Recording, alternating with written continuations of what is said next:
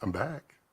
Hey, what's up, Skyball? I'm here with Imagination Creation Films, and today it is Friday, October 7th, 2022, and we're back. We're back with the live streams. We're back with the video posts. We're back with some shorts. We're back with some reviews. We're back with a whole lot of stuff because magic. There's nothing to do with magic, but I am super happy to be back. I mean, literally, I can't tell you how much I missed having these little moments that we have with each other. You guys are all a huge part of my life, and I never thought I would enjoy the live streaming so much, but just connecting with all of you wonderful folks out there. Wonderful stuff. Briefly, I was away for many different reasons. I had quite a few jobs that were doubling up and just taking away all my time, so I couldn't get to things. And then I had a little health issue that was kind of a pain in the rear, and it was very long. It took a long time for it to get to a comfortable place where I could, did that flash? That was weird. Where I could sit down and be with all you nice folks here. But I'm back. I'm back. That's a little weird. I mean, everything I honestly expected, foolish me, that I was going to be able to come in here and just power everything back up the way it was, and everything was just going to work. No. And I still don't know what was going wrong here, but it's back now. And it's weird because I started up the software and it goes, "Oh, I can't connect to your camera." I'm like, what?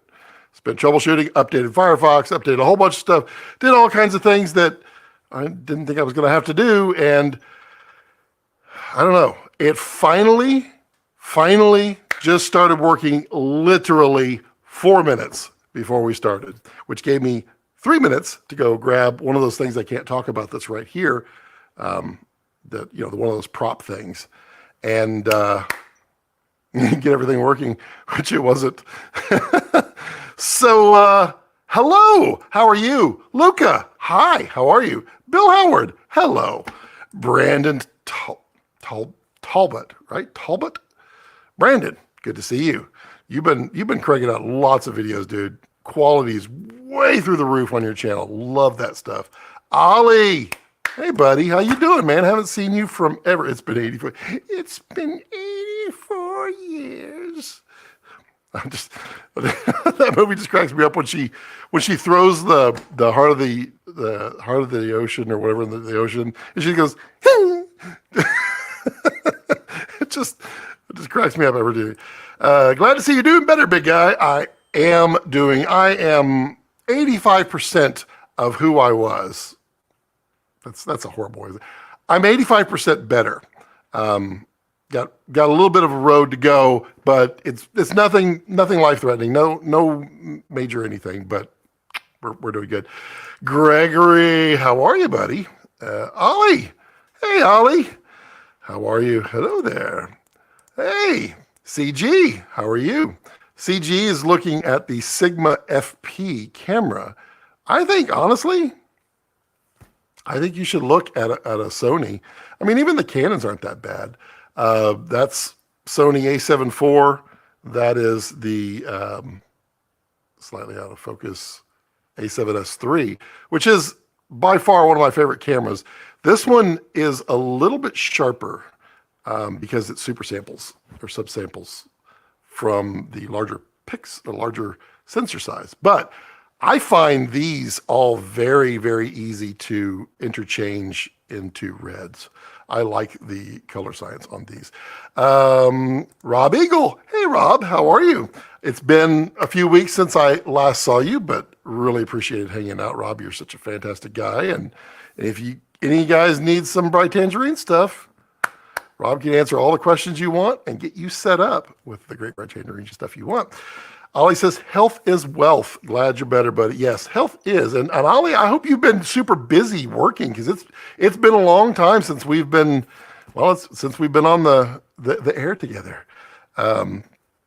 But good to see you, man. It's while you were you, yeah, did you miss the 8-hour, the 8-hour live stream? I'll get to some news here in just a little bit of all the stuff that we've got coming, because I haven't not been working. I've been working, but I just couldn't be on camera. Camille, hello. Camille, hello from the Netherlands. You know, Camille, I literally waffled back and forth today with starting at 3:30 or 4:30. And I said, you know what? My friends over there in Europe, they want to see too. So I did 3:30. Welcome. Brandon says, thank you. You bet. Gregory says, looking good, man. Thank you, bud. CG says, it looks really good, but all your stuff, I don't agree with that at all. Go back a couple of years and watch some stuff. It's kind of hilarious how bad my stuff looked. I've learned so much over the years. I mean, literally every day I wake up, thank you. Thank you for waking up. Every day I wake up, come out here and play or have a job or I'm learning something and I'm applying it. And sometimes I'm even smart enough to write it down so that I remember what the heck it was that I did. But yeah, we're live today on YouTube, Facebook, and LinkedIn. I get twice as many views on LinkedIn as I did on Twitch. So I get 2. Camille says I got my producer's choice sound blankets today. Yeah, those are pretty nice. Those are pretty nice. A little pricey, but they do work, and I do like that. I see Luca's comment, but I got to wait for it. There it is. I can't click. I just ordered my V-Raptor 2 days ago. That is awesome, dude. That is awesome. You are going to love it. I promise. Did you get XL or just regular V-Raptor? I'm so looking forward to, I don't know what that was. It was stuck to my arm. This place is a mess. If you could see, I don't even have the puppy cam on because he's not even in here. He's like, let me get back there. It's a little quiet.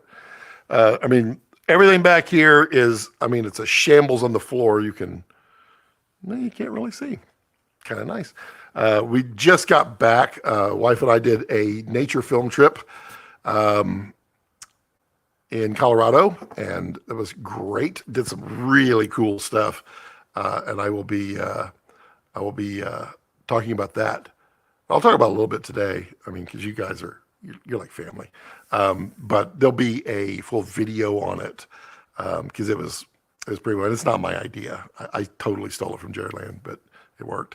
Let's see here. Ollie says, "Congrats, Luca." Yeah, regular black. I think it's a good looking camera. The black is really pretty, and it's tiny, nice. CG says, "Okay, let me clarify all the stuff I've seen since I met you." Fair enough, and appreciate you, CG.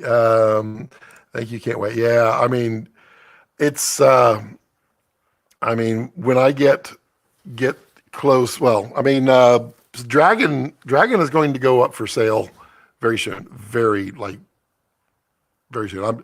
I took it on the nature trip. We filmed a bunch with it, and I said it's time to get ready for the Super 35 V-Raptor when it releases, whenever it does. But I need to sell Dragon now, so Dragon's going to go up for sale. If you know anybody that's looking for a Dragon X 6K, let me know, because I have no idea what I'm going to price it at. Okay, wow, we have a good little crowd going in here. I love it.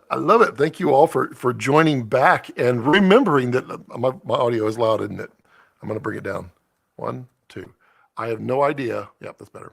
I have no idea. Every single time this ATEM Extreme will boost my audio levels back up. And if I don't remember to go top, and I've set it to default. I've set all the configurations and then went in there and saved this as the default configuration. No, just ignores it. Ali says, finally settled a set of lenses. Got an insane deal on these. Guess what I got? Ali, let's see. An insane deal. I hope, wait, no, you already have a set of Cooks, right? Already have the Cook S4s, right? I think you do. If you don't, then I think that's what you got. But let's see. Tell me if you did. Hey, Phil, how are you? Watching Scott while I'm doing camera prep. Oh, man, I almost squished me. Nobody tell on me. No, don't worry. I don't know. Who was it? What's his name? Somebody posted on some video that they wanted me to read audiobooks. That cracked me up. It made me hilarious. And then Eric called me the Bob Ross of today. I don't know about that, but no, it was Eric said Bob Ross, and then Adrian. I don't know. Okay, you already have a Sigma set of high speed cities. Okay. Price of gear is skyrocketing. Matthew C stands are almost 400 pounds. My gosh. Yeah, I mean, stuff is going through the roof, and yeah, that would be. Ooh, wow, I have not priced C stands. Wow. Sorry, forgot to do the cough thing. So Ollie, no, not Ollie. Ollie and Ollie. I just clicked that there's two Ollies. Have a set of Sigma high-speed cities. Okay. Did you get some Taquina Vistas? Did you get some of those? Or let's see, what else would be another good set to get?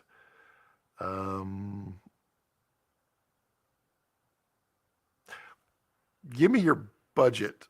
Tell me how much you spent. Let me at least zone in that way. Because, I mean, I could totally go off the wall. Let's see here. Camille says, what is your signal chain today, if I may ask? Sure. My signal chain is literally wireless mic with a lapel right there, going straight into goes into the camera using the Sennheiser wireless. No compressor, no anything. It is literally just my voice. I have played a little bit with running EQs and compressors on the ATEM, and I didn't like it. It was doing some weird things, so I don't really have anything. So it's honestly what you're hearing is me with a lapel mic on my forehead. That's what I sound like. And I'm just booming because no one can tell me to be quiet in my own studio. And I'm quite loud. And it's relatively quiet in here. I have sound blankets up. They're up in the roof and around any place that I could get. I have a big, nice, soft shag carpet, really nice shag carpet down here. And then you got, pile of puppets in the back that does some wonderful things. And then big soft fabrics. All those things kind of help. But that's it. Gregory says, "Oh yes, do audiobooks." I don't know what audiobooks I would do. I'd be up for it. I'd be up if anybody has any friends looking for audiobooks done. 5 set for roughly 20,000 a lens. 20,000 a lens. Let's see. What are we looking at here? I mean, you could have found some RE. I don't know if you got master primes you could have got some ultra primes for 20 a lens. You might have got them a little cheaper. Let's see, what else? You wouldn't have gotten Zeiss Supremes. That's a little bit more money than that. 20K a lens, wow. Huh. Cook S5s? Not going to be the S8s. Not going to be I don't know. You kind of got me. All y'all in the chat, guess what Ollie got. $20,000 a lens, $100,000 for a 5 set. That's those are gonna be some. Oh, did you get some um,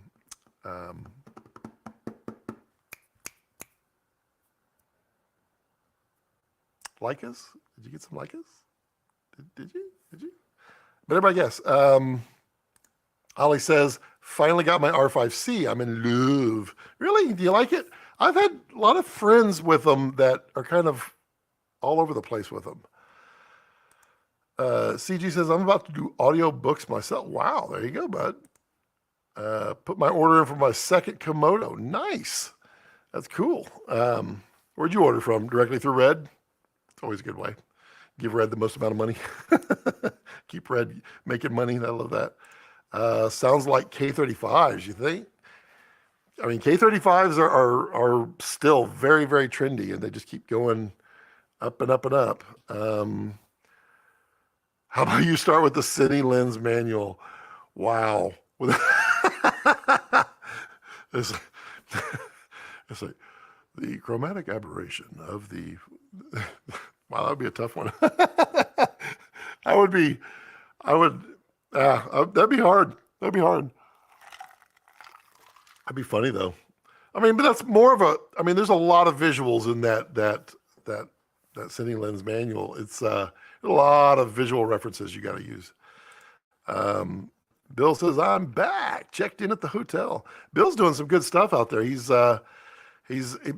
already put out his first featured doc. He's got a feature coming out soon. I know he's put a ton of work into it. It looks pretty good. I'm excited for that. And he's working on like 27 other films at the same time while he's shooting, I think, TV pilots, commercials. That dude he's everywhere. Ollie says, a rental house near me went bankrupt and I managed to get Cook Anamorphics. Wow. Great condition. Absolutely dream lenses next to Panavision C's. That's cool, dude. That's cool. that is pretty nice. Brandon says, yep, I want to support the good people at Red. They've been super cool. You know, Red, great people. Great people, great company, great engineers, great support. I love them. They're cool. That's weird. It didn't let. Yeah, I'll go ahead and show it. It didn't like your curse word there, Brandon. What's it doing now? What is it? Oh, there it is. Okay. Yeah, and let me know if the video is good or not, because we got the Starlink and we're still good, but it's got weird upload speeds. It's definitely better than what I had. Don't think twice about that. But yeah. Yeah. Holy Shiite. That is insane. Yeah. I think I should do a whole live stream with anamorphic. I want to do anamorphic on VHS. That's what I want to do. Ollie says, have you had a chance to compare your R5C to Raptor? Wow, I don't think that. I mean, the R5C looks good. I don't think it's going to come close to the Raptor though. And Brandon's like, okay, I won't curse again. I mean, I don't mind. I get my 17 cents from these live streams, and if too many curses happen, then it will flag the one. Although it's weird though, because I've had guests on that were like dropping F-bombs left and right, and it didn't flag it. I'm like, okay. It's totally wild. My mouse keeps acting up. That's weird. Okay. Haven't shot on the Raptor yet. I have dragons and the raw matches quite easily. Dragon's pretty. I would imagine if you're exposing for the highlights, I think Dragon would out edge the R5C with those highlights. I've seen a lot of comparisons with the dynamic range, and the R5C is pretty close. But I think Dragon has way more highlights than the R5C. but you can do that comparison. Ollie said, visited Red Studios last month. Very nice people. They are very nice people. Did you go to the Red store or did you go in the studios? That's cool place. Love that. And thanks, Phil. Just rub it all in. Finally got my 5G fiber getting installed over at the hut next week. Will help a lot on the larger file digital delivery at the end. Yeah, that's true. I'm just kind of wondering when you're going to get like a second power line brought in. And then the air conditioner is going to have to be upgraded. I am loving the weather. Is everybody else having good weather now? Our weather here in Texas is finally, we've gotten out of the hundreds. These air conditioners are just cranking. And I did forget to turn on the vent. I'll go turn that on real quick while I keep talking. Let's see here. We've got, see, I'm in the window. You can see my shadow. There we go. Oh, that would be a punch in the gut there. Okay, all right. Back around. I mean, this place is such a mess right now. Just unloading from everything from the trip, and then I started on like 5 projects I've been working on. It's wild, weird, wild stuff. CG says, LOL, it seems to be how it goes with Starlink. It's better than what I mean, it is though. And it is going to get better. We know it's going to get better. Once they get the version 2 satellites up there, it's going to be awesomer. DR of the R5 of the R5C is, so probably not the best.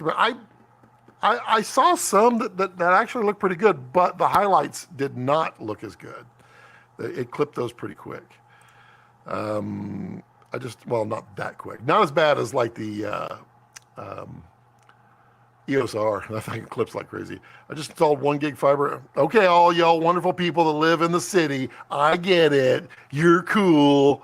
I mean, eventually Starlink's going to be better, but it's better than what I had. Right, CG? How's yours doing, CG? Is it good? Dragon is way ahead on the Hawk. Yeah, that's what I thought. And you can lift the shadows nicely in the R5C though. Yeah, that's cool. Bill says 25 last night in Fargo. Wow. It was, was it 2 weeks ago? I was in Colorado and I went to my happy place. I guess I can't pull up pictures. If you ever saw the 2018, when I was on my long trip, and there's the reservoir and the chipmunks that I shot all that. That's my happy place. That's where I go when I just want to be happy. Interestingly enough, there's no water in that reservoir. It was like completely empty. I want to hook up HDMI so I can show pictures. Let me do that actually. Let me grab that because that'll be, that makes for good television. But where I was going with that, Bill, is we woke up and it was 26 degrees. I mean to tell you that heater was cranking pretty good, but keeping up nicely, no problems at all. Is this going to work? That might be a little long, but it'll probably work. Okay.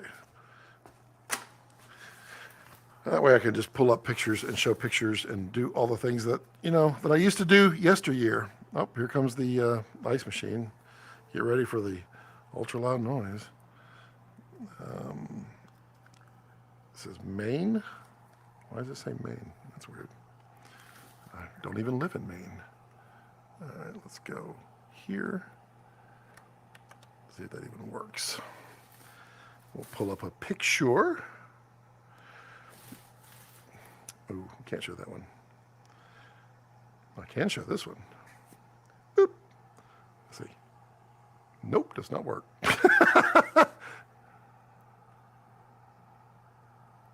Well, that's no good there. We'll take that out and take that out, and we'll We'll try a different HDMI. Those HDMIs, let's see. What? So in Colorado, we were at, let me just grab this one. We went all over the place, but we were mostly focusing on nature, as I do on my little passion deals. And it was, nature was pretty good. It wasn't as good as I wanted, but you know, is it ever? We were looking for moose, and we did not get moose. Did not find a single one. We did find a lot of elk. Let's see. There we go. Hey, does that look like me? There was an interesting gentleman that messaged me about my Mr. Bill little video that I did, and how litigious the creator of that guy was, which I find interesting, that you would make a toy specifically with the intention of recreating stuff, but somehow that's not fair use. I don't know. So I was encouraged to create my own. So I created a Mr. Scott. And I think that's what Mr. Scott's going to look like. Let's see. So there is an elk. He's a pretty good sized boy. He was not the big boy. There were definitely some bigger ones out there. We had lots and lots of elk while we were there. But remote, this is tilted, isn't it? That's sad. Remote camera work. And I'll talk about that here in just a second. Ollie said, finally something on digital RE to dislike. My SXT can get kind of black. Oh yeah, not as bad as the Black Magics by a huge distance, but it's there. But yeah, well, I mean, that is one of the easiest things to track and fix. It's definitely been better than what I had. Let's just say it surprises me more than it disappoints. There you go. It's consistently inconsistent.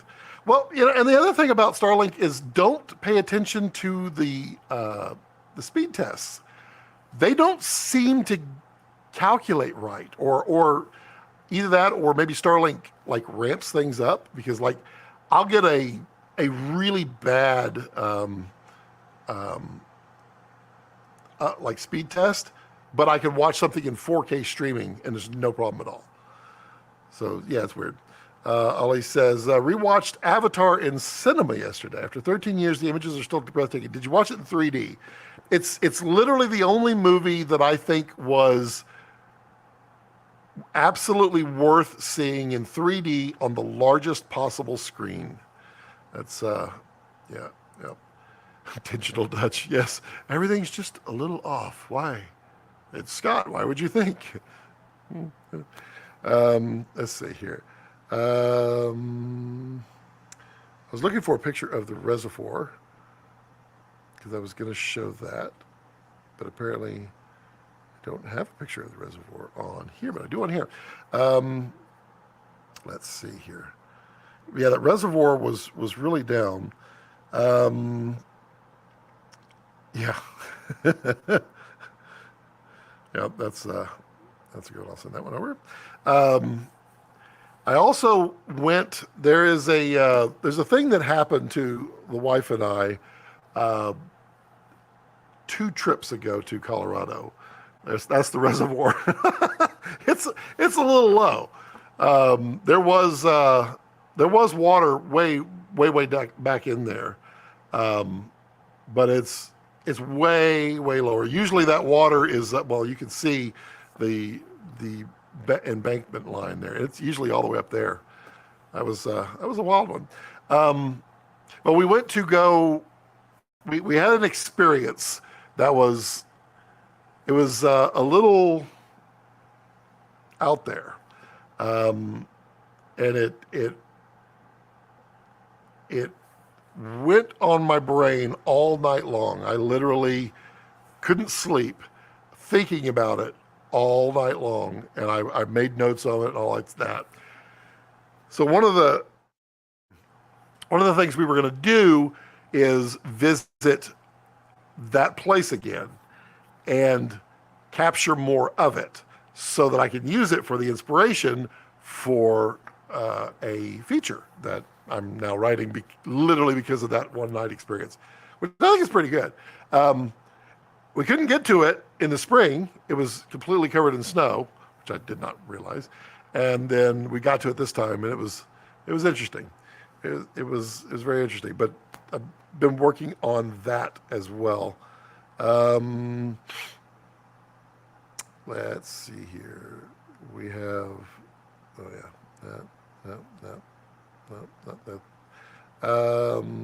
okay. Let's see. Yes, watched it in 3D. Yeah, that's the way. I even bought a 3D projector, 3D glasses, and the 3D Blu-ray of Avatar to watch it at home. And I was like, it looked better in the theater. Okay, so let's see. What do we have going on? We've got a lot of reviews that I am finishing up. Took me a while. Took me a long while on some of these, but they're coming. And everything's shot. All the B-roll stuff has been shot for all of these. It's just sitting down, finishing writing the review portion of it and shooting it. But we've got the IRIX 11 and 15 millimeter ultra wide and extremely ultra wide cinema lenses. Those reviews will be coming very shortly. We've got the Vazen anamorphics, the RF anamorphics. That review will be coming shortly. We've got another secret thing coming shortly. We have the full spectrum and the full spectrum and the full spectrum Komodo. That one is coming shortly. Let's see. We also have a very large studio test coming shortly for those of us DPs that don't get to work with everything all the time and want to show, and it'll be a comparison of all of the big filter papers. So we'll see it on a model, see with the lights how each one reacts and affects in various lighting conditions. So it'll be a full-on comparison, and that's a joint venture with Film Tools, which you support Film Tools if you can, and that'll be coming soon. Getting ready to get all that shot. Got everything over here, just got to get it shot.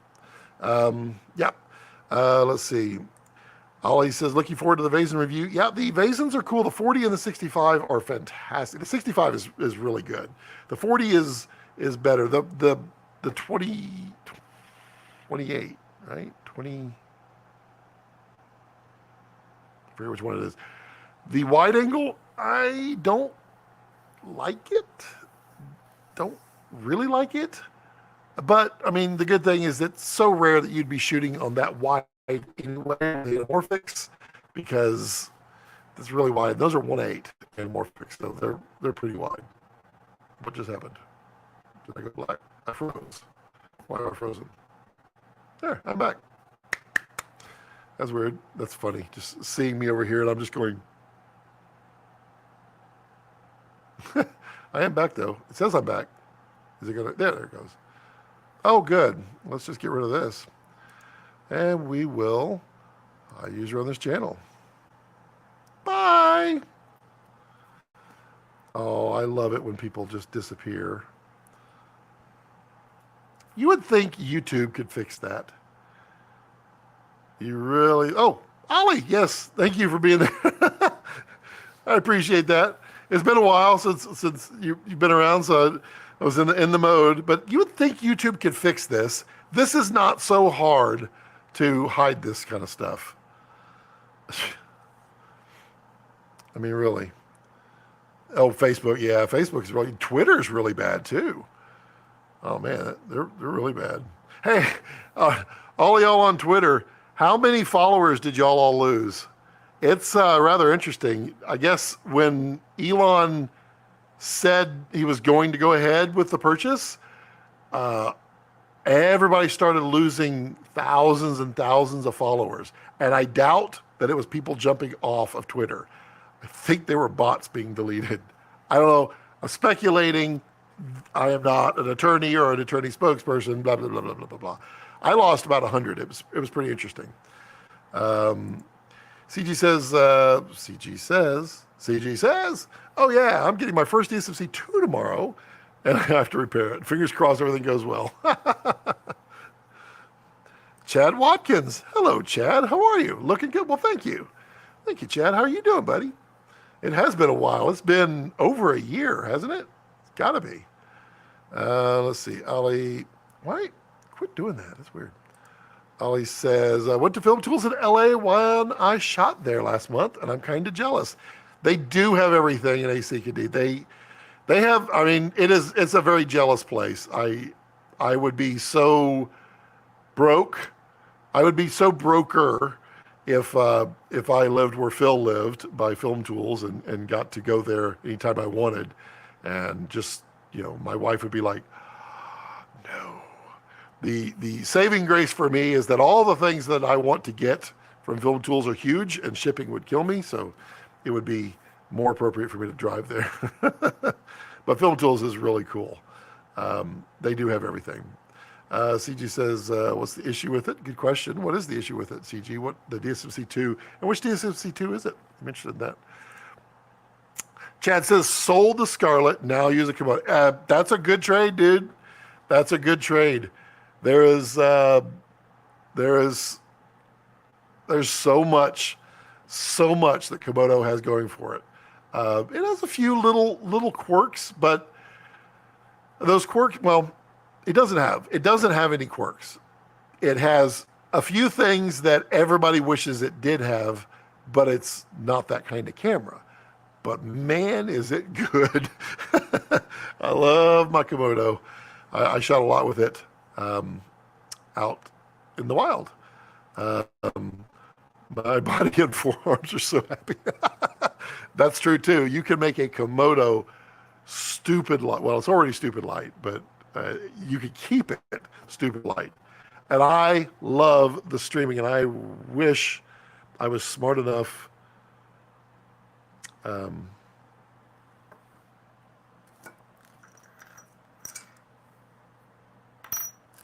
That's not, well, don't get this one.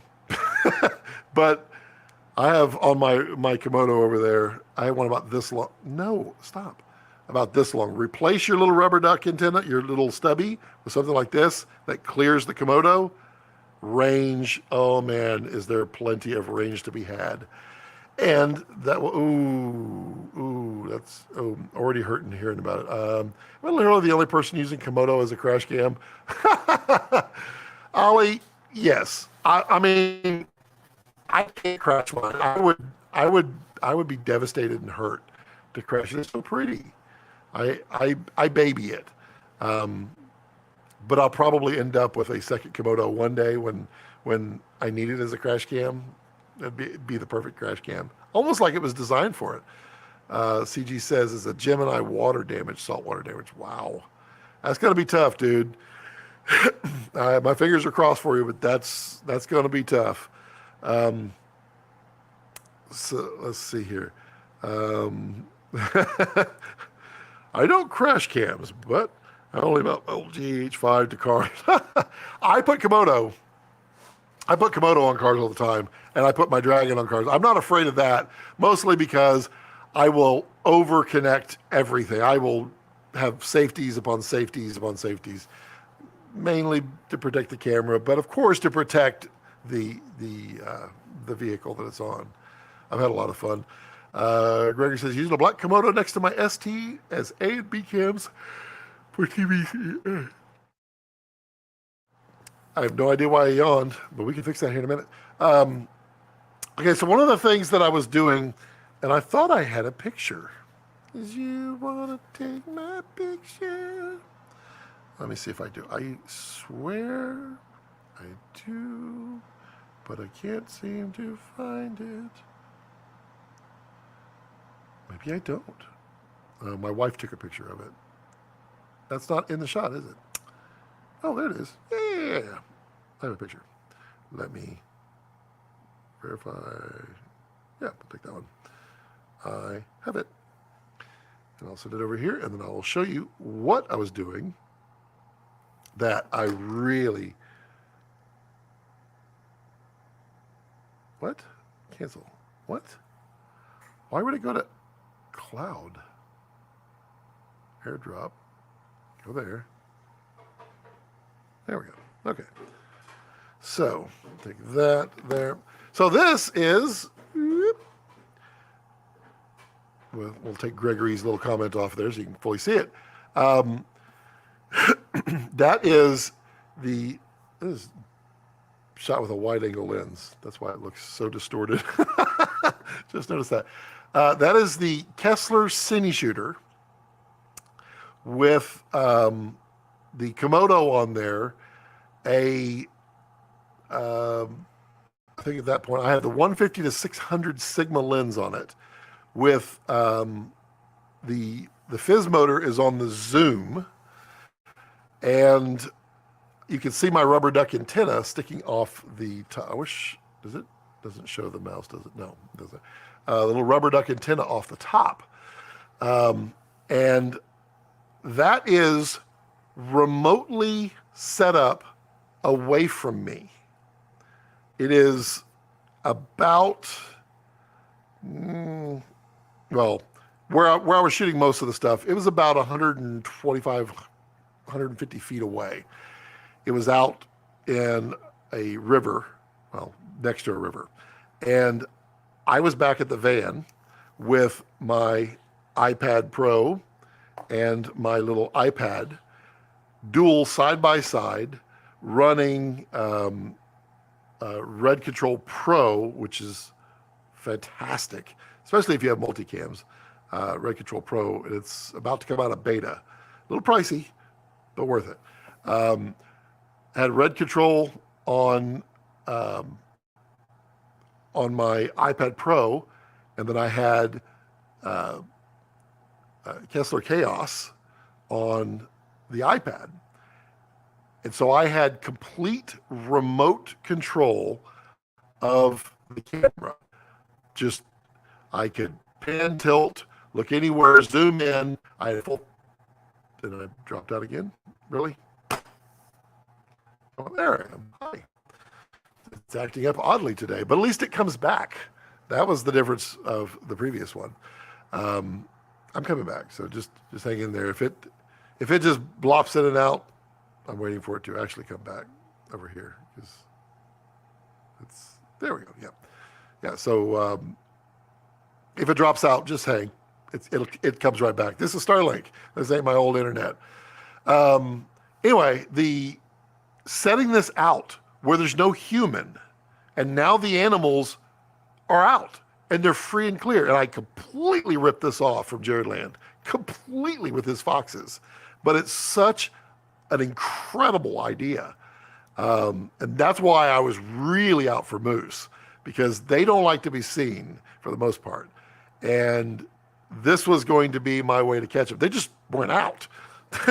But I mean, it is so wild being able to sit back and remote control. And I was using the PlayStation 4 controller to control everything. You can, on your iPad, hit record, you can focus, all of that through the Cine Shooter and Komodo, or Raptor, anything DSMC3 with that streaming. It was awesome. Loved that. And there's going to be a video on that soon, so you all can see how great and easy that was to do. I love it. Why is it so jumpy? Come on, internet. Keep yeah, that's one of the things that I really enjoyed. Ollie says, it's a cash can for somebody. I mean, that's what it was designed for. is literally designed for that. Best camera combo for day-to-day TV. Yeah, this is true.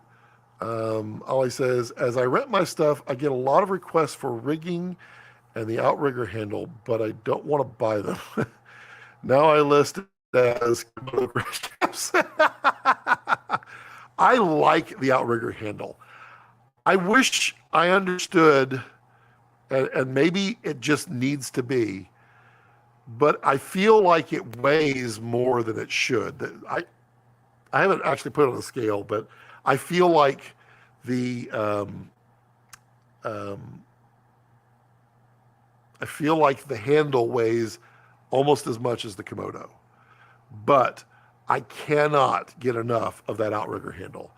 I absolutely love it. I got rid of my top handle now. I don't even care on Komodo. I try to keep it as light as possible. Yeah, I do dig that. It's a little small for my A-cam needs. It's lacking some features, but I do quite well with it. I don't always use it as my A-cam. My A-cams will go for either Dragon, Komodo, sometimes the Sony if the budget is cheap. And it works. I love it. I love the power out of that little tiny camera and the dynamic range. I hope at the end of the year when the new firmware drops that we're going to get the ELQ. I think we are. And I hope we get some slower shutters. I hope that comes. I'm going to get my hopes up, but I hope. We'll see. I've got the outrigger with a stubby wooden handle from GDU. I like the Derringers are the small ones. I liked the bigger ones, right? The Derringers are the ultra small ones. Then there's a medium, and then there's the ones from the DSMC2. The DSMC2 ones are really nice. I liked the middle ones. The Derringers for my hand were really small. But the GDU handles are slick. They are. Those are cool. Let's see. It's getting cold in here. It's funny. I guess the side handle needs to be beefy enough to support the weight of the Raptor. I mean, that is true. But the whole point of the Timmy wings or the Timmy ribs were the close. There was the wide ones that go on the outside. Those were handles. Why is that not? I just need to. Let me do something real quick. That way I can bring it into. I can't. There's something on here that I can't show. So please stand by whilst I take this and place it there. Take this and place it there. I'm going to place this here, and then I need to do something real quick to protect this, because that's what good people do. Yep, there we go. That. Just give me 1 second. I don't want to screw up, and I want to be as helpful as I can. I'm sure you all understand my little dilemma here. I'm hoping that we'll be able to talk about this really soon. Really soon? Maybe soon. I'm actually really blown away at these. But we'll just put that down there. Okay. I'm back. Yeah, so that handle, had to do a quick scan to make sure. I mean, it's this part. Well, it may be this. It maybe it's the locking mechanism, and I do appreciate the ability to rotate it. What is everybody's angle? Do y'all run? I run mine dark, really underexposed. I run mine at that angle. I just find that this is great, and then I'm carrying it like this all the time.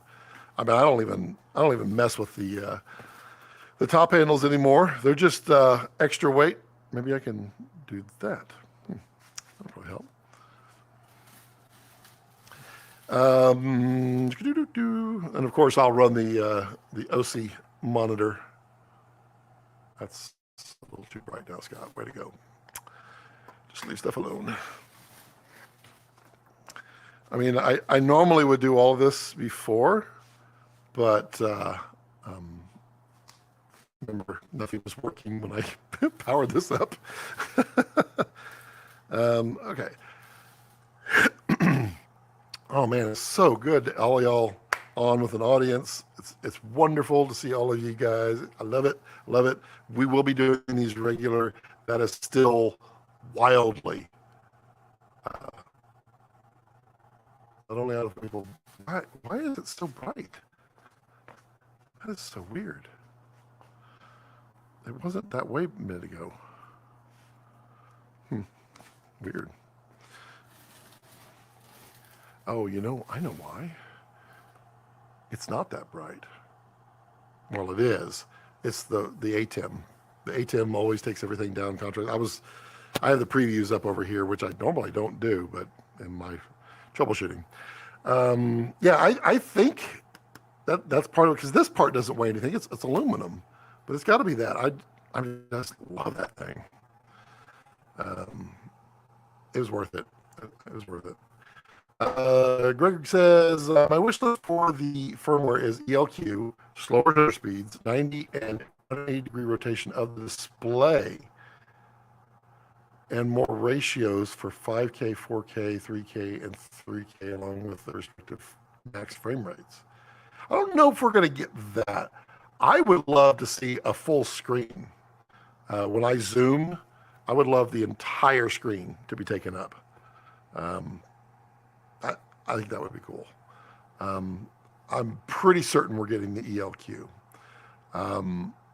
I think we're going to get some slower shutter speeds. I don't know for a fact. I know it's possible. I just know it's a lot of work, and so it's always a balance, and I get it. 90-degree and 180-degree rotation of the display. That could be interesting. More ratios for 5K, 4K. Yeah, I don't know about that. I don't know if they will do that. I mean, they could. I don't see any reason why not. I mean, it's just, if enough people ask, they get it. Ollie says, next week, my 2560 will arrive, and I will most likely be able to get a hands-on with a Raptor at my dealer. If you stream next Friday, we'll give you my impressions. I will check my calendar. Let me make sure before I go and make a boast that, yes, I will be here next Friday. I will be here the 14th, the 21st, and the 28th. But November the 4th, I will not be. Because I will be at a Oktoberfest in November. Because Novemberfest. You'll get 4 weeks of me. And we do have more guests. I'm working on some I want to phrase it right, because I don't think it's fair to say it that way. But some bigger name DPs, working on that. Some bigger feature DPs. Am I frozen again? What is going on? Okay, there we go. Yeah, we're working on that. I love all the DPs I've had on, so I'm not in any way diminishing them. Just saying. I mean, we will always be all over the place. I will happily feature a very fresh and young, talented DP who's done something really cool, or a very old, fresh and old DP who's done something very cool, or seasoned. I want to make the channel all over the place for everyone, so everyone can learn from everyone together. Gregory says, full screen 1-to-1 would be cool. Maybe a shortcut key combo for the, I mean, I would totally just, I don't know if they could do multi-touch, but like double tap 2 fingers, that'd be cool. I mean, there's a couple of UI things I would love to do. I don't know if they're going to change any UI, because that's kind of really adjusting things under the covers. That really ding, starts to mess with things. Oh yeah, there's so many things I wanted to talk about. That's what happens when you're not live streaming, Scott. Frankenrig is now on 2.2. It's getting refinements. It's getting better. It's getting more powerful, more access, more capabilities, more speed, more, and it's coming for everyone soon. I've been working a lot with that. Did I? Oh no! I squished me. Like, wow, wow! Don't even bother to look, Scott. I put the lens right on me and squished me. Well, good thing he's not done, because I've got new clay, cause clay, from the suggestion from Craftsman, one of my favorite YouTubers. That's what he uses because it's flexible. So there's going to be some Mr. Scott adventures, and that catchphrase is going to be, "Oh hey!" I mean, we're kind of paying homage, but we're going to do our own thing. But kind of paying homage, kind of not our own thing. Bill says I can be a guest, and I will have you as a guest, Bill, especially when your new feature comes. Dylan says, I joined late. You were discussing anamorphic lens, yes. Any insight on Atlas Mercury series for V-Raptor Komodo? The intent is to shoot a doc, interviews, and landscape. Yes, I like the Mercury. I think it looks really cool. It's not a 2X. It's a 1.5. It's 1.5, but it's full frame. And let me tell you, man, full frame anamorphic does some wild stuff, because when you look at like 2X anamorphic and the ratios, you're only getting part of what happens on the lenses. When you go and you get the nice little sphere, the oblong spheres, they turn into something else on the edges on full frame. It's wild. It looks really cool.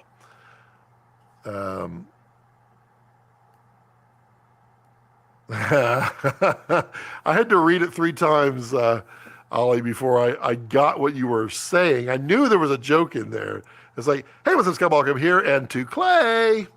That's the bumps. That's the cause Clay. This is a it's a what do they call this stuff? It's like a plastic clay. I forget the term. It's not plasticine, but it's whatever they call it.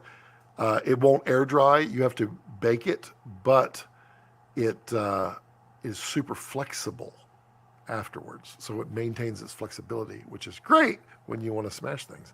Smashy, smashy. Bill says, Dylan, are you the Dylan Brown I know? Good question. Maybe, maybe not.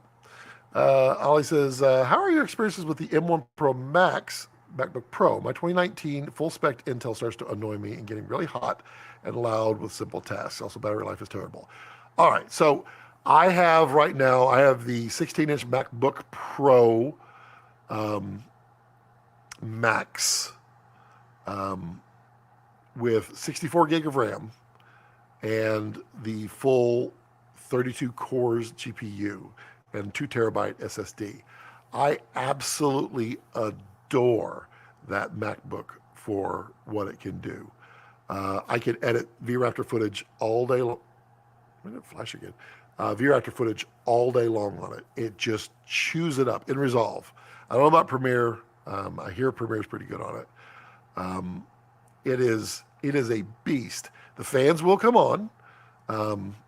And they can get a little loud when you're doing very, very intensive tasks. But, I mean, it scrubs, you just scrub it away on 8K.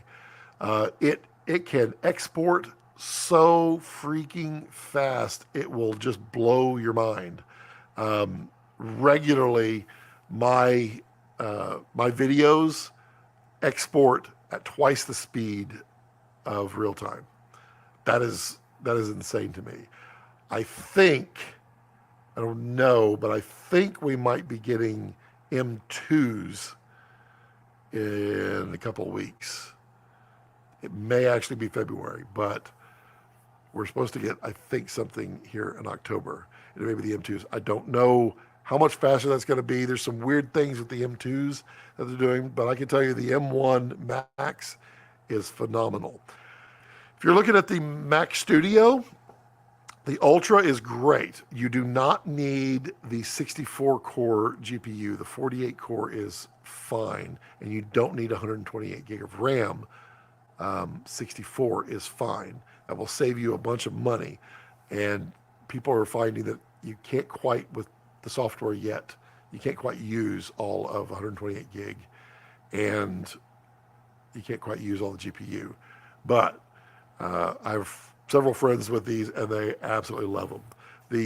The MacBook Pro Max with R5C raw light, Cinema Raw, the raw version on the R5C, is a little stubborn with the Max. With the Ultra in the studio, it's fantastic. So think about that as you weigh your decision, Ollie. But you don't have the R5C, so yeah. And battery life is insane. Normal use on the battery life, you're going to get like 10, 12 hours out of it. It says like 18, but you're just watching movies at that point. The screen is fantastic. Really, really bright. Really bright. And very clear. Don't get the 14-inch. You will thermal throttle. If you get the 14-inch, do not get more than 24 GPU cores. You will thermal throttle. And when you thermal throttle, you slow down. The 32-core GPU will slow down slower than the 24-core. Don't get the 14-inch. It's just not worth it. It doesn't have enough heat load and heat dissipation inside to handle it. As for M2s, I don't know what's coming on that, but probably. Oops, click there. And feel free, Ollie, to ask any more questions on my experience, and I mean anything more specific. Totally happy to answer. Now I got Komodo out, and I can't figure out where to put it because I want to take this prop here. I want to see if it burns. Can't talk about it, and you can't discuss it either. But I will say, I don't know. Have any of y'all been on Rumble? I know Rumble is it started as a kind of a weird place for people that a lot of people don't like it because of what. I mean, it kind of started as a weird place, but that's not what it is. It is literally a competitor to YouTube at this point. And it would be funny if that would be the thing that demonetizes me. I have started uploading all of my stuff from here on there as well. So if you are on Rumble, I would greatly appreciate if you subscribe to me over there. I have 2 channels over there, and I would love it, even if you just did it for the sake of doing it, if you subscribed to both of the channels. One of them is my Film Cuts channels, which is what I would name this one. And I'm not going off of YouTube. Don't worry. This is my home. The other one is Finer Cuts, and Finer Cuts is where I'll be talking about this stuff. I'll more regular things, adult evening conversations kind of thing, but not dirty. I'm not that guy. But I mean, if you just kind of want to hang out and chat where we don't care about language and that kind of stuff, and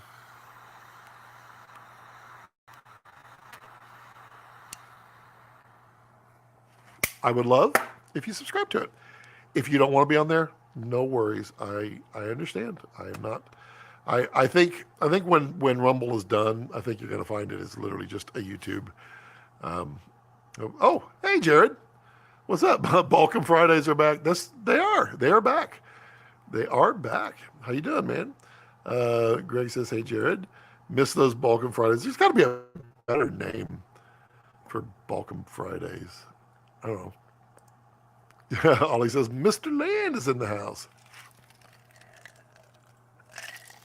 Let's see here. CG says, I've been pretty happy with the M1. Wish I'd have got the 64. Yeah. You can use the 64 gig. And I learned that I learned it on my little MacBook Air because it had 16 gig of RAM, and I caught DaVinci using 40 gig. I don't know how I was doing that. I literally had limited it, but it was using 40 gig, obviously with swap. So I knew the 32 was not going to cut it. And I've been very pleased with 64. R5C footage cuts like butter on M1 Max. Yep. Okay, cool. I've heard some different things on that. I have played with R5C footage on mine, and I did not have the problems, but I was not necessarily doing what the person that was telling me that was doing. So it's possible, but I did not experience any issues with it, and it was 8K raw footage. But I think there's two RAWs on R5C. There's Cinema Raw and Cinema Raw Lite, I think. Maybe one of them. I don't know. Ollie, you tell me. You have one. I am considering, though, getting, I don't know, like maybe either the R7 or the R6. I don't know. I may get the R5. I want the higher megapixels is the thing. Ollie says, I have a nearly spec'd out Mac Pro 2019, right? Also some plugins rely on Intel processors to work. Yeah, I understand that. No, I didn't. No need for Mac Studio. Yeah, I feel you there, Ollie. It's the stuff, but I mean, that's an expensive computer. I paused again. Come on. Okay, I'm back. Wow. Hopefully, and y'all let me know if it's happening. I will wait till I actually see myself moving. When I see myself moving, then I will continue to talk. Okay. But I do want to know, when I'm pausing, can y'all still hear the audio? That way I'll know how to treat that. So you guys can tell me. Yeah, I mean, but the Mac Pro worked. It did its job for a while. It's fairly old now. What are you? I'm not streaming. This is. I'm actually not allowed to say. And I ripped the band off. A Pinar Del Rio. It was in a sampler pack that I got. Oh, see, it dumped me off. That's funny. YouTube's like, what? What are you talking about? It's let's see. Thoughts on the mini LED displays. Spoilers, I am spoiled by OLED. Well, I love OLED. OLED is fantastic. Mini LED is pretty good. It's pretty good. Gregory says, Fridays with Mr. Scott. Well, Mr. Scott, this guy who said his eye, he got beat up. Let's see. If you can, it would be out of focus, wouldn't it? You can, here's his eye. He had a, poor guy had a Komodo land on him. Oh, hey!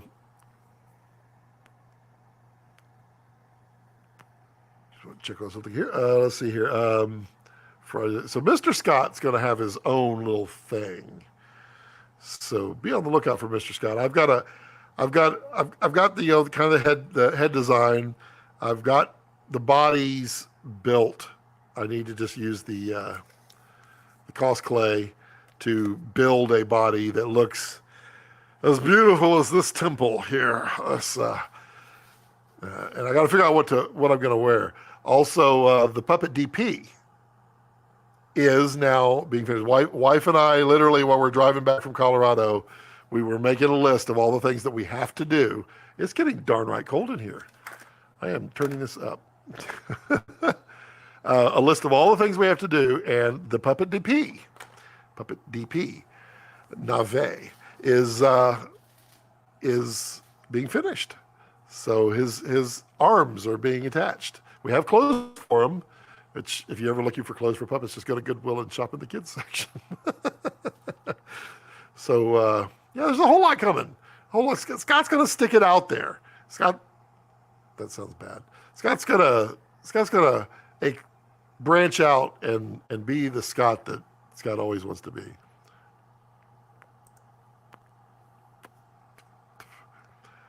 Ollie says R5 is a good buy now that the Resolve. Yeah, that's what I thought I read, that they had they fixed the overheating and that there's almost no reason to go to the R5C. I think the thing that I didn't like about the R5C was no IBIS, right? And the R5 has it. So it's almost like the R5 is a better camera overall. What is there anything that the R5C has? I know it has a fan, but yeah.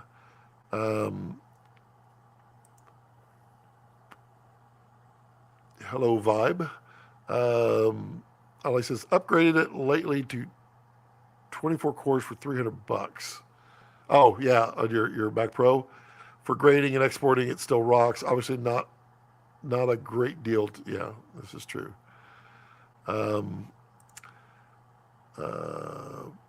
Upgraded recently. Did I just say? Oh, okay. Yeah, there's more to it. That's weird. What is it doing? Why does it keep a great deal? It won't. What is going on? Not a great deal too. There we go. That's weird. It was kept doing it. But if you're looking for a workstation today, obviously not a great deal. Gotcha. Okay. R5 doesn't have anamorphic modes. That's an interesting point. Yet. I don't know if see, Sony kind of, it's not fair to say that they did something that they weren't supposed to do, but I mean, they differentiated between like the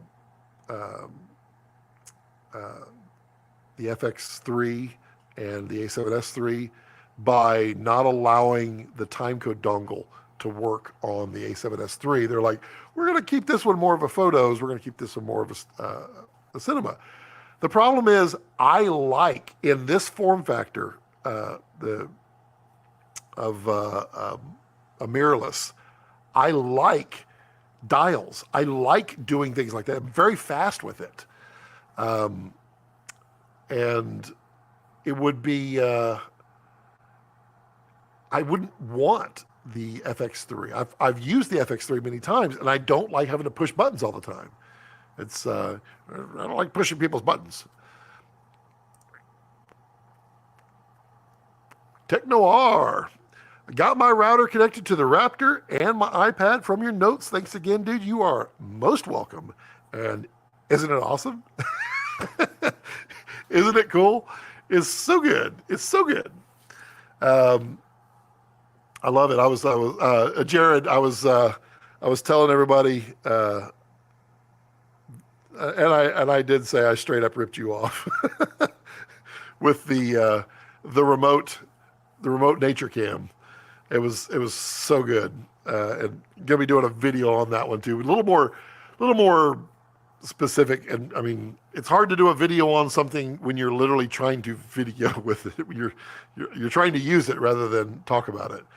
But it was a remote trial. Well, the remote trial technically was out the studio door here, where I literally sat in my easy chair over there and just panned around the pasture out there. It was at night. It was kind of fun, but it was cool. You get all kinds of footage out there. It's slick. It's slick. Ollie says R5 has 30-minute record limit. No waveform, chunkier codec. Interesting. Okay, I didn't know that. So maybe, yeah, I wonder what the deal is. So yeah, because I like being able to use a stills camera. Well, I like shooting video with a stills camera, but I like having the higher megapixel because it's one of the things that is hilarious because I was out shooting with the both of the Sonys, and maybe I should just do that. Do and then there's me. There we go. There we go. Now you can see both of me. And I was so out of practice of time lapsing since I haven't time lapsed, and it's been a minute that it was kind of funny. I was out there making mistakes like crazy. I'm like, what? Am I a newbie? But time lapsing with an A7S, not fun. It's like 4K. The A7 IV is about 7K, so it's fine. But I like time lapsing in 8K, and I time lapsed a whole bunch with the Dragon. I love that.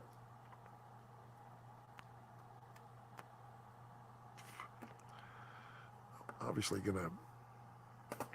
Okay. Ollie says recently noticed Small HD released a 5-inch for over $3,000. So remember when they announced the 503 for 2K? I guess we're drunk when pricing meeting. I've had many small HD monitors, good monitors, but they do feel pricey.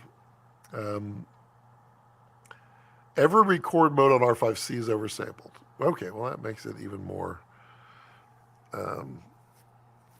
Let's see. I want to scroll back up here. I want to mention this since Mr. Land may or may not be on here. He may or may not want to comment. But we were talking about firmware for Komodo and wish lists, and well, I lost it. I had your stuff, Gregory. Where are you? Where are you? There we go. So Gregory's wish list was for ELQ, slower shutter speeds, a 90-degree and 180-degree rotation of the display, and more ratios for 5K, 4K, 3K, and their respective max FPS. And I like the ELQ and the slower shutter speeds, and also I would love. I don't know if multi-touch is an option on the UI, but to be able to zoom full screen. So if you're going to check focus, you can just like either double tap with 2 fingers or triple tap or something with a single finger, and the whole entire screen, it just takes away the UI briefly. I would love that. I find it a pain in the rear when you're just using the screen to have to go over into the tools menu and then do the zoom. It'd be cool if it's possible. I don't know if it is, and he may or may not want to say yes or no or on anything, or say no. Let's see here. Need to correct 3K including tax. What's 3K? Oh, 2K. Okay. 3K including tax. Gotcha. Okay.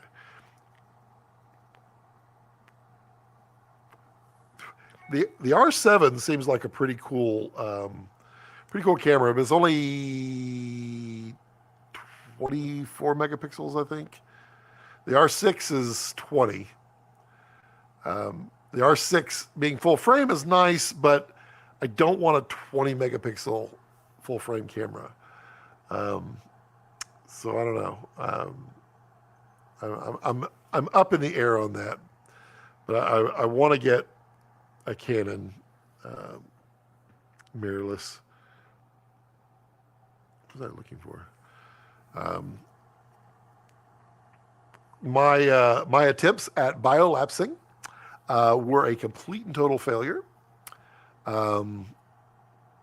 Like really bad. So we'll be starting that again soon. Not really sure what went wrong, but everything grew about that far and then just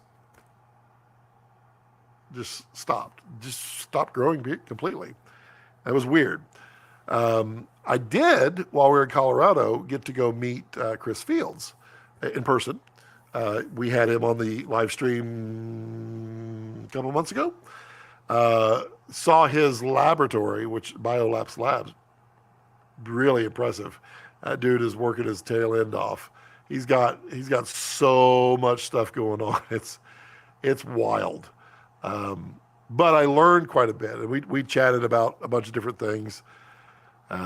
So we're gonna give the time lapsing of that another go here, because I got a whole bunch of Canon 7Ds specifically for this stuff. I mean, they were cheap. You know, you can get a Canon 7D for $125. You have to shop. I got one. That's hilarious. It had 346 frames shot on it. I paid $125 for it, and then paid another $25 for what did I get? What did I get? I have to go find it. I got something. Another $25. I gotta find, where is that? That's interesting. Yeah, then I bought two of them on eBay for $125. One of them came in with the battery icon flashing of death, which ended up being a huge struggle to get returned, but I got it returned. The guy's like, it works. I'm like, it definitely does not work. Did I freeze? Oh, there it is. Oh, did y'all answer? When it freezes, are y'all still hearing my audio? I did not hear a response. I'm interested in that.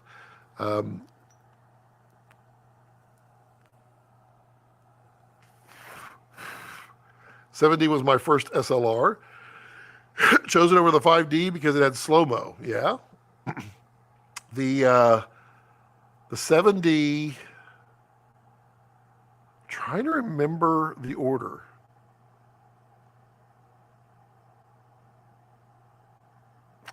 I think I had the 5D first, and then the 5D Mark III, and then when I bought the C100, I then I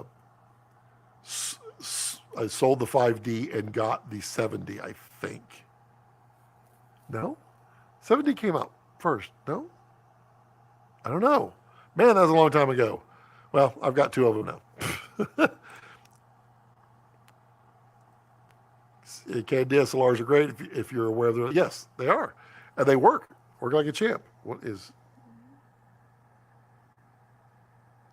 Oh, figures. Really, UPS? UPS just delivered my boxes to the gate. Gotta love that. I don't know why that guy... Okay.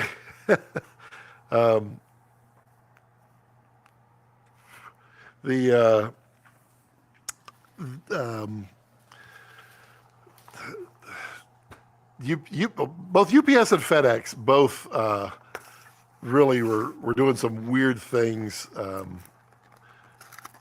FedEx had an overnight delivery that took 3 days. It just sat in Memphis. It was really pretty wild. And then UPS delivering at my, well, yeah, delivered at my gate. And then the other UPS guy, not my regular guy, the other UPS guy delivered into the post office bin for pickups. Let's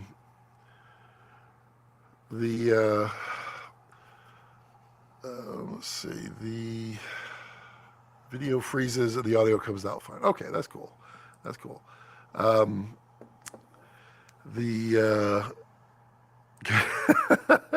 Good thing you added that's a prop. I don't know what you're talking about, Gregory. So we know you just paused the thing. Sometimes I just, oh, I totally just got what you said. Yeah. No, no. Ah, now I can't just play games anymore. UPS lost my package nearly 3 weeks ago. Feeling your struggle.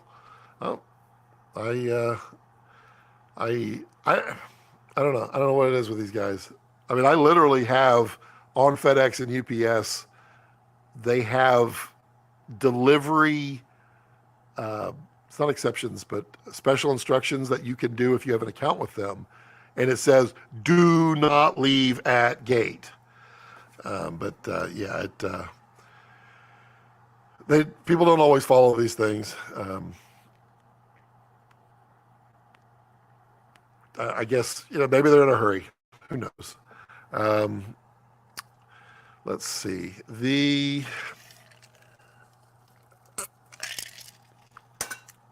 Dink. The, um,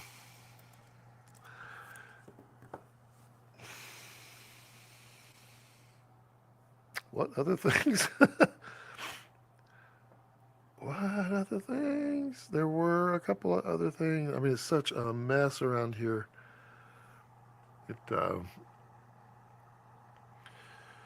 yeah. Let's see here. B-Star, hello. Scott, any thoughts on the V-Raptor Super 35 variation and if it's still in development? I think it's developed. I mean, I have personally seen it and held it in my hands, and it's pretty damn slick. It is the one I want.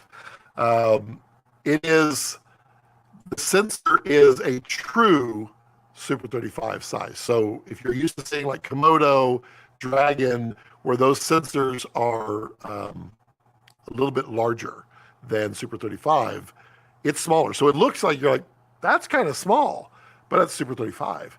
I mean, it's there. As I understand it, supply chain, it's leveraging, which one gets to come first. It was either V-Raptor XL Super 35 or V-Raptor Super 35. I don't know what the answer is as to which one will get to come first. I don't know if what won on that one, but at some point, it's going to get released, and it looks great. It looks great. So yes, B-Star, that is my insights. I don't know if anybody else has any other insights on it, but that is it. Let's see, I everything about it is identical to V-Raptor and V-Raptor XL, with the exception of obviously smaller sensor means smaller photo sites. So you will have slightly more noise and slightly less low light gathering ability. I believe the example that Jared said was compare Monstro to helium.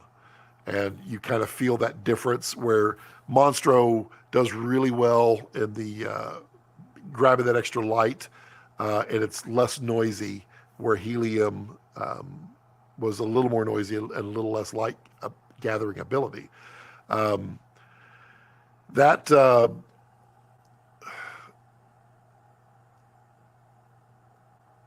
that's the only difference, and I don't know if there will be a price difference. I've heard many people say that there would be that it should be cheaper, but I don't know that it would be. I don't know. I think it's like flavors of ice cream. I don't know. We'll see when it happens. When it happens, but yeah. My insight is that I know nothing about it. Well, I repeat everything that has been told. If I'm told something that I'm not supposed to tell, I don't tell it. But if somebody else has told it out there in the universe, then I say that.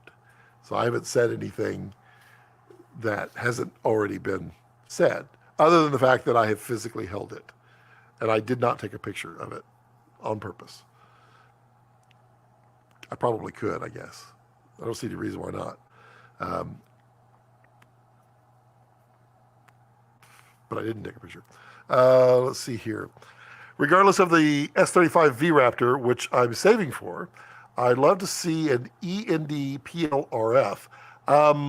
So what I understand is the electronic ND that's in Raptor XL will eventually be an external for V Raptor. I don't know if it'll work on Komodo. I'm guessing, my gut says no, because Komodo doesn't provide external power, and an variable ND, electronic variable ND, would require power. I don't know. But it's supposed to be an external one, if I remember correctly, that'll be available on V Raptor. So that'll come out at some point. And I am patiently awaiting those with the XLs out there to talk more about the electronic ND. I know Mr. Holland has one, and I have not heard much insight from that. Good job, smiley face. Let's see here. Why not just shoot 6K on Raptor to get the super? Because I want 8K. That's the beauty. 8K. I have 6K right now. I have multiple 6K cameras, and I want the 8K. And it's true. You are not wrong on that. If you're just wanting, the frame size, then yes, you could absolutely do that. But I could shoot 8K and get the full frame rates, which I like. 8K 120, 8K 120. It's going to be a wildlife camera. It's going to be a crazy wildlife camera. Crazy, crazy, crazy good is what it's going to be. Let's see here. Probably not big enough market for a third party to develop an END. That would be tough. And I wonder too, with what Canon is doing with their RF, and we can certainly talk about that if anybody is wanting to talk about that. Because like Canon recently basically told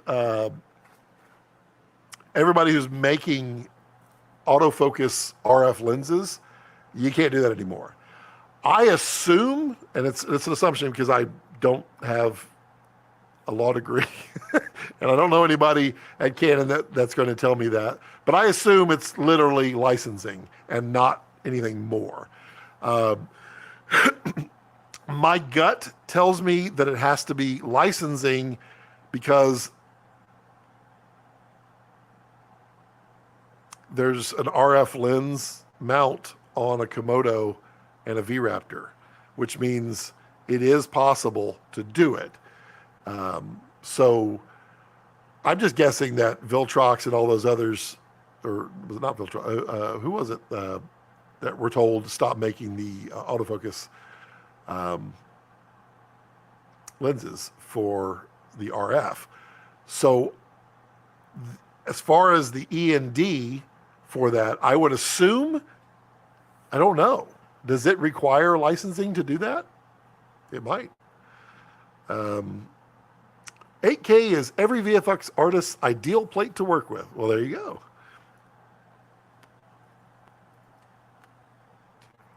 I can't wait for Gregory to announce his cool stuff.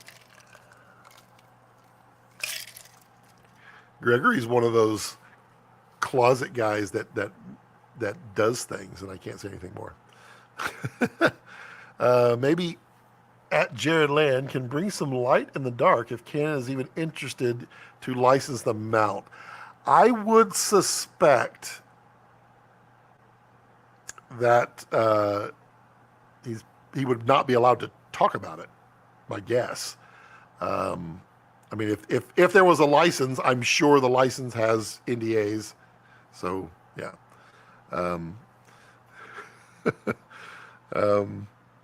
Okay, okay, okay, okay. Um, so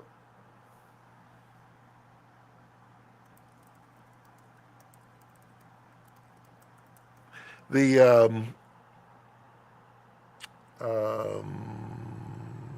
interested. Viltrox was one of them, and earlier this week, Tamron announced that they are developing Z-mount lenses for Nikon. Okay. Uh, the E&D from Komodo could draw power from the top pins. Possibly. I don't know. What would be the power draw on an E&D though?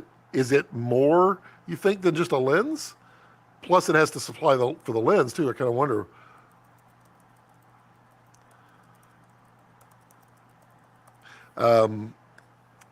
The the I want to show something here. I'll just briefly show it. I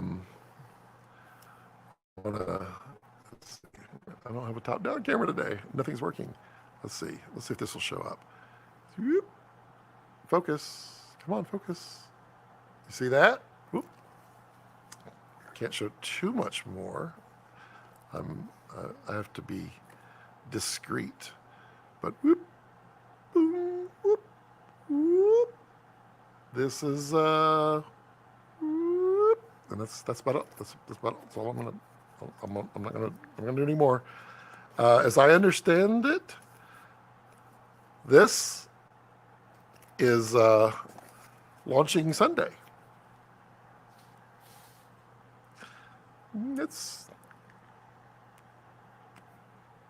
There's let's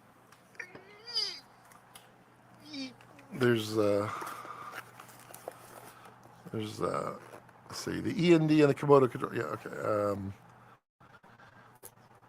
It's yeah, like that. Whoop. Ooh, prettier. Ooh, yeah. And then, oops. What about that? Yep. That's it. I believe, as they say on the TVs, Sunday, Sunday, Sunday. That's what I know. That's what I know. Those are they're cool. Let's see here. Jared says, I'm not allowed to talk about it. That should tell you everything. There you go. My guess is non-disclosures, and there you go. The top pins can slowly charge my TI hydrogen. Ooh, I want one of those. Canon snap. I don't see, Ollie. I am very consistent in my views, and I've said this on all manufacturers. If you develop something and you put time and effort into it and you patent it, you should protect your patent. If you don't protect your patent, why did you get a patent? So I don't have a problem with Canon doing what they're doing. I suspect that anybody could enter into an agreement with Canon, just like anybody could enter an agreement with any of the other manufacturers and produce what it is. People may not like it, but why shouldn't? I mean, Viltrox didn't go out and do the work. They're just adapting to a mount. So why shouldn't Canon get paid for it? I find that fine. I'm gonna get down to that comment because that comment's really cool. Look at Gregory. Yep. And one of those. Have we tuned into the man with no pants? Yes, I don't have pants on. That is a good little tidbit right there.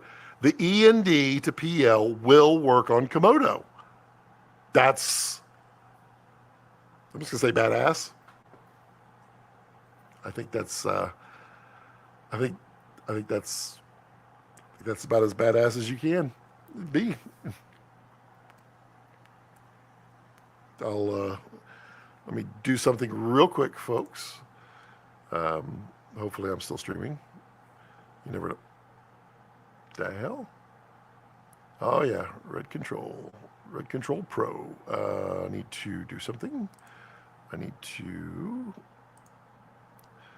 copy. Sorry, just 1 second. And then go here, and here, and then back to here.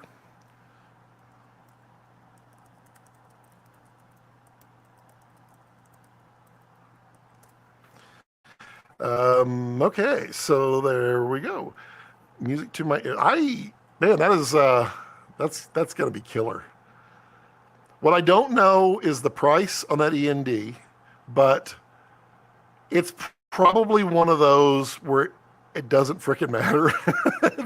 That it's going to be so useful that just shut up and take my money kind of thing. Especially that it works on all of their cameras.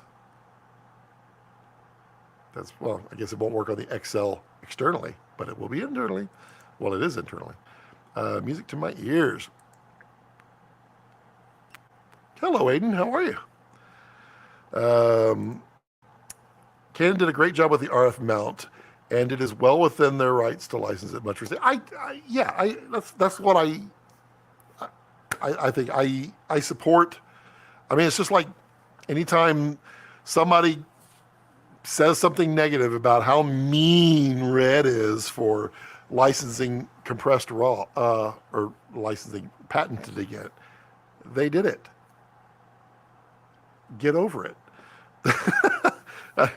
I forget who it was. I don't know if it was. It was in a comment section of a YouTube video, and I laid it all out there. I'm like, stop complaining about protecting your work. I mean, stop. When they did it, no one cared. Not one cared until they got to the point where they're like, wow, we could really use this.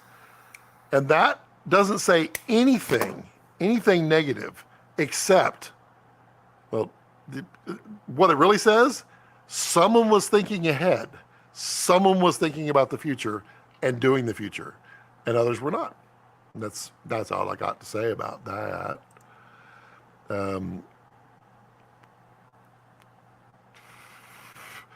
With Snobby, I mean that they tell that to the community. Obviously, patents are very important too, although I'm not sure if it benefits their system, especially in the cinema world. I don't know. We'll see. Let's see what they do. I mean, it's a pretty new, it's a pretty new lens mount. So let's give them a little bit of time to figure it out. There is bad news though. Okay, the standalone mount is delayed a few months. We have decided to narrow down the variation of END to END, and that made the yield very small. So this is okay. Well, I mean that happens with. I mean, development is tough. Having now been a part of a couple of development stuff. Well, I'm not developing, but being in the back end of stuff that is getting developed. I've always known that stuff is hard to make, but now I can tell you stuff is freaking hard to make. It's very expensive to make. It costs a lot of money, takes a lot of time. You screw it up left and right. You get all the way down to the finish line, and then you have to take 5 steps back. So yeah, I get that. I mean, we had to narrow down the variation. Well, I mean, it'll still be good. 2 UPSs were delivered at the gate. I did notice though, back on the FedEx thing, FedEx now is doing what Amazon does, and they take a picture of where they put it. And to be honest, ever since that happened, they have not delivered it at the gate. Find that interesting. Gregory says, no worries. We can wait, maybe save for the V-Raptor XL time. Yep, wink, wink. I love it. So that's cool. We've got Sunday to look forward to, and we've got. I wonder if this thing can autofocus. It doesn't do very well on autofocus, but I'm gonna try it. I'm just tired of me being out of focus. Watch it just go all over the place. That is so.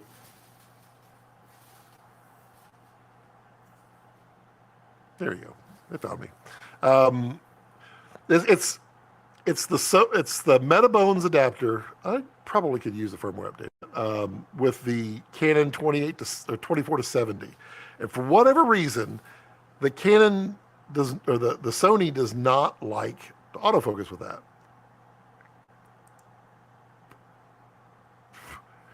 I hope the Canon RF to EF 0.71 speed booster will work as well on the V-Raptor S35. Love it on the Komodo to gain a bit more. I don't see. No, I'm pretty sure that would work. The 0.71, because Super 35 is a true Super 35 is right up there with APS-C in size. So I don't see any reason why the 0.71 would not work. The 0.63 would not work. I think that would be too wide or too much. Yeah, Gregory. Yeah, I'm not going to speak for you, dude. When you're ready, you let me know. But it's insane to make things. Even sourcing raw materials like the right kind of aluminum has gotten crazy. Yeah, sourcing. Yeah, that's the other thing. Is it's like 4 months out for any kind of aluminum. Really, 4 months for aluminum? It's insane. And why? Why has it not gotten better? It's so weird that we haven't gotten better at this. I mean, we're done with the whole 2000 thing. Let's move along. Why not get a V-Raptor? Because of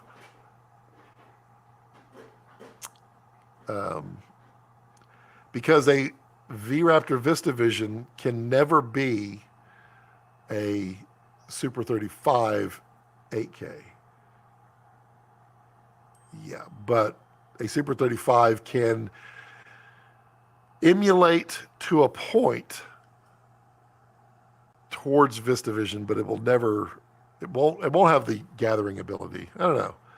That's a fair question, Ollie.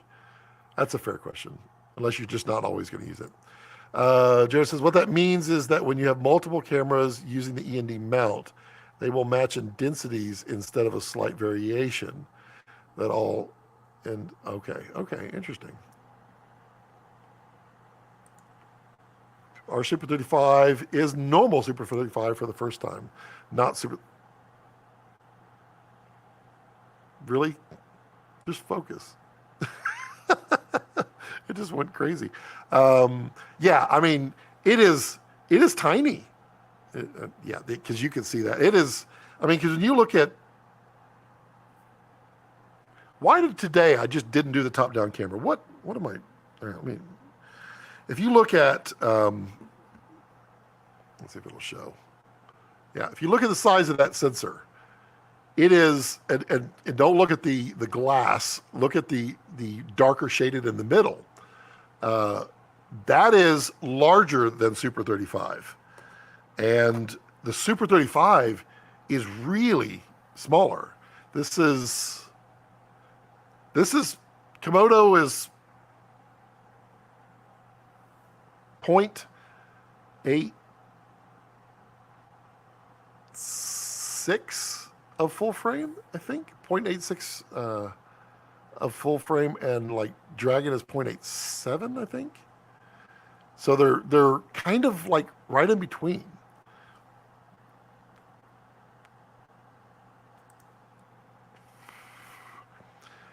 Oh, let's see here. I appreciate the extra effort, Jarrett. I'm sure it'll be worth it. Oh, I mean, you don't want to put a product out that's bad, so it's always good because you can never recoup back the negativity. If something goes out and there's a problem, then I mean, people. I mean, look at cars. Don't look at cars, but cars goes out, then all of a sudden there's a recall. Really? I'm right here, and you're going to focus on Mr. Bill. Okay, we're turning off the autofocus. I'm going to go right here, and we're. Oh, now you focus? Really? No, you didn't. Wow. Just do just like that. Look at that. There we go. Cool, cool. Let's see here. I need to do something real quick. This is on the floor. Cool. Just to get, ew, gross. Clean those. Yeah, it's been a lot of fun. I am going to be really excited. Speaking of things that are being built and stuff, there's cool new stuff from Kessie Kessler Crane coming soon. Some new capabilities that I have been begging for, and my begs have been answered. I cannot wait. Soon, very soon, soon. But I can't say. Not a lot to say. B-Star's a fair question indeed. Not currently in the budget at the moment for the normal Raptor. Would love to though. Guess it depends on the Super 35 price point. Yeah, I don't know. I've never heard one thing on on that. I could see both ways. I could see it being a flavor of ice cream, and it literally be the same quality ice cream, same quality everything, and it's just a different flavor, and therefore the price is the same. I could also see, well, it's smaller and we'll charge less. I don't know. I can only guess either way, and I don't think the answer's wrong either way. It's totally fine.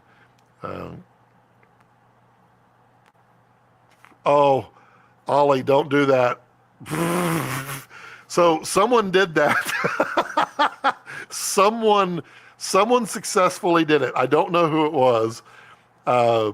That discount code was temporarily shut down during the when the mini V-Raptor, which is very cool, by the way. I'm supposed to get my hands on it here very soon to show, because I think they're almost completely sold out now. I've got mine, and I've got my serial number reserved. And guess what? It's the same serial number as my Komodo.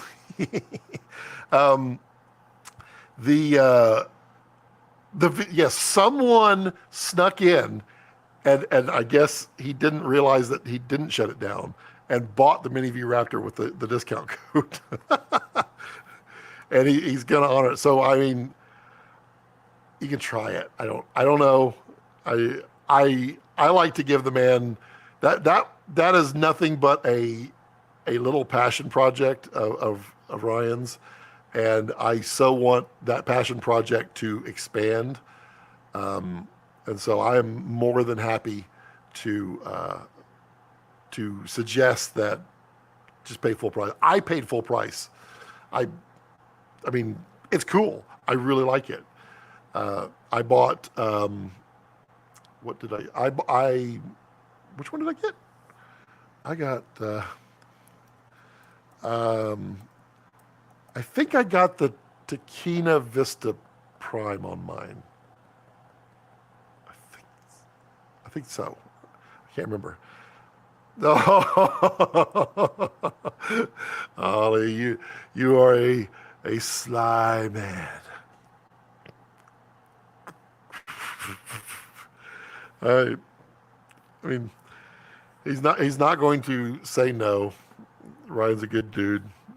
I just think it's funny. I personally, when I saw one happen, I couldn't believe that it happened, and I reached out to him. I was like, "Hey, bud, I think someone just did it." We had a fun little conversation there. but I guess he forgot to turn it off.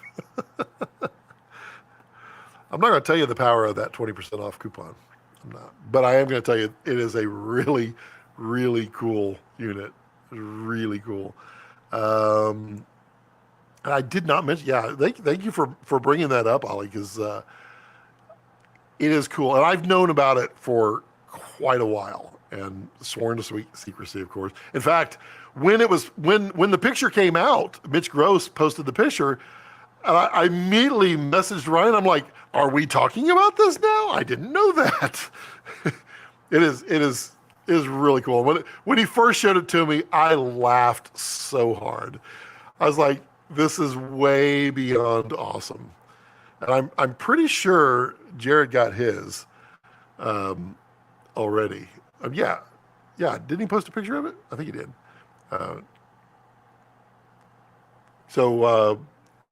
Gregory says processing power should be the same between the VistaVision and Super 35. It makes sense that the dollar is the same. This is true. Processing power is the same, and I'm just going to give up. I suck as a DP. I can't even focus. Focus, not what it's going to transcribe. The number of lines, vertical lines, is the same. So the amount of processing that is required for the frame is the same, correct. But think about this, and this is where I kind of like, well, I can see it both ways. That sensor is smaller, which means if the yield percentage is the same on a wafer, you will get far more of those Super 35 sensors per wafer. Therefore, the actual cost per sensor should be cheaper. That being said, all the fun stories in the past, you can find them on the live streams of how the yields didn't work on certain things. You make something a little bit smaller, and then the yields were less, and it ended up costing more. So it just depends, and it could very well be that's why Super 35 hasn't been released. That they're trying to get the yields right. I don't know. I honestly have no idea. I'm literally just guessing as a possibility. It could just be that they're still working on refining it. Maybe he shot the foxes with it and said, I want this done. You don't know. It's coming though. I know it's coming. But it could be cheaper that way. Don't know. Or it could be the same price. What was a wafer used to be, this is like 2018, 2019 dollars, used to be like 135,000 for a wafer. It's probably more today, 200 maybe. I don't know. It was a lot. I just remember laughing that the story Jared said that every VistaVision Dragon sensor was a Lamborghini.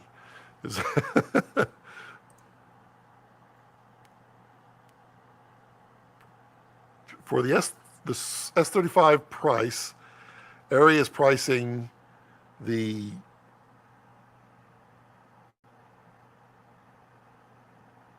lower than the Mini LF, so I think it could be cheaper. Seem to be well, and it depends too. This is bugging me. That's how you fix that. Being out of focus really bugs me.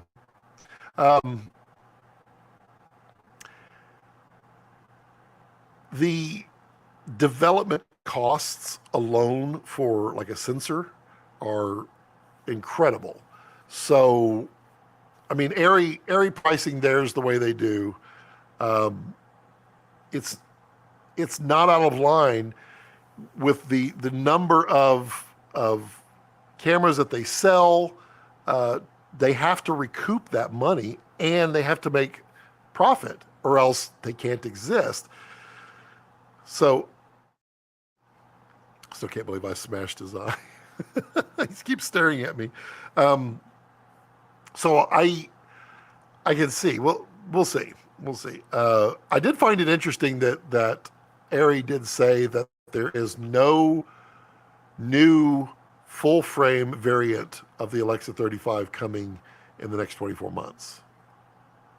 I think that was interesting. But it's also it's a business decision to do because I mean think about it. If you come out with the Alexa 35 and you spent millions upon millions developing it and you sell several hundred or you're backlogged for whatever you're in Komodo territory of backlog, and then you announce a full frame. Will you cut into the Super 35? And people don't like that. People, well, that's just mean. That's just mean, making me buy two cameras. No, you're buying what makes sense for you at the time, which is what I've always said. Make the purchase for what makes sense for you, and then it doesn't matter. It doesn't matter what happens to the price afterwards. If you buy the Super 35 or the Alexa 35, and then tomorrow they go, we're cutting the price to 50,000. Well, if it made sense to you to buy it for near 100,000, then it made sense. It doesn't matter that it dropped in price. It makes you feel bad. It makes everybody feel bad, but it doesn't matter.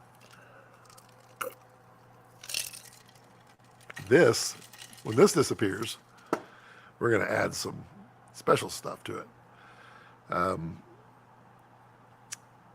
She didn't say anything about pizza. I wonder if we're getting pizza. Oh, she texted, did she?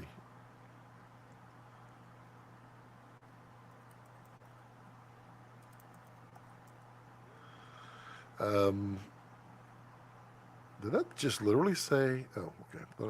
I thought UPS said it was delivered at the gate. That's funny. Okay. Let's see here. Checking up on 750,000 things. Okay. If my math is right, the surface area of VistaVision is almost 4 times Super 35. But even if the wafer yield is higher, it only factors in for a small percentage of the cost of the entire thing. No. Let's say that the yield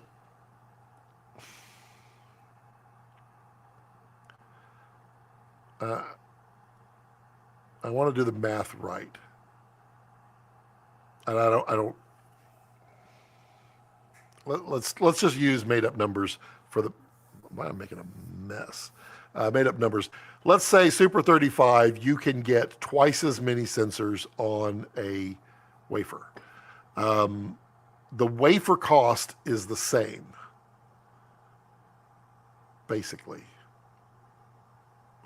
I'm sure it could vary a little bit, but it's going to be about the same. So if you can get twice as many and the yields are the same, then the cost of the sensor, which we have no idea how much it actually costs. I mean, it could be that the body of the V Raptor is $5,000 and the sensor costs 20. I mean, it could be. Hopefully not. Hopefully it's better than that. But I mean, then it could be $10,000 for a Super 35, or I mean, it could be. I mean, who knows? But you should be able to, if the yields are there, you should be able to get the price lower. But it just depends. I mean, it's completely up to them how they want to market and sell it. I mean, and the people will decide. I personally, and I probably shouldn't say this, especially since he's listening, he'll be like, sucker. As if it's the same price as V Raptor, I'm still going to buy it. It's still the camera that I want, so it's totally fine. Because I think, okay. Tell Jared to put his earmuffs on. I think V Raptor is underpriced. I can't believe I said it out loud. I was kind of shocked at the price that they came out with it at. I mean, it's cool.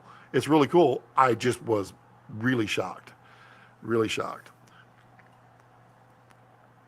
Let me do something real quick here, and then we will be having a little more fun here. A little more fun. Let's see here.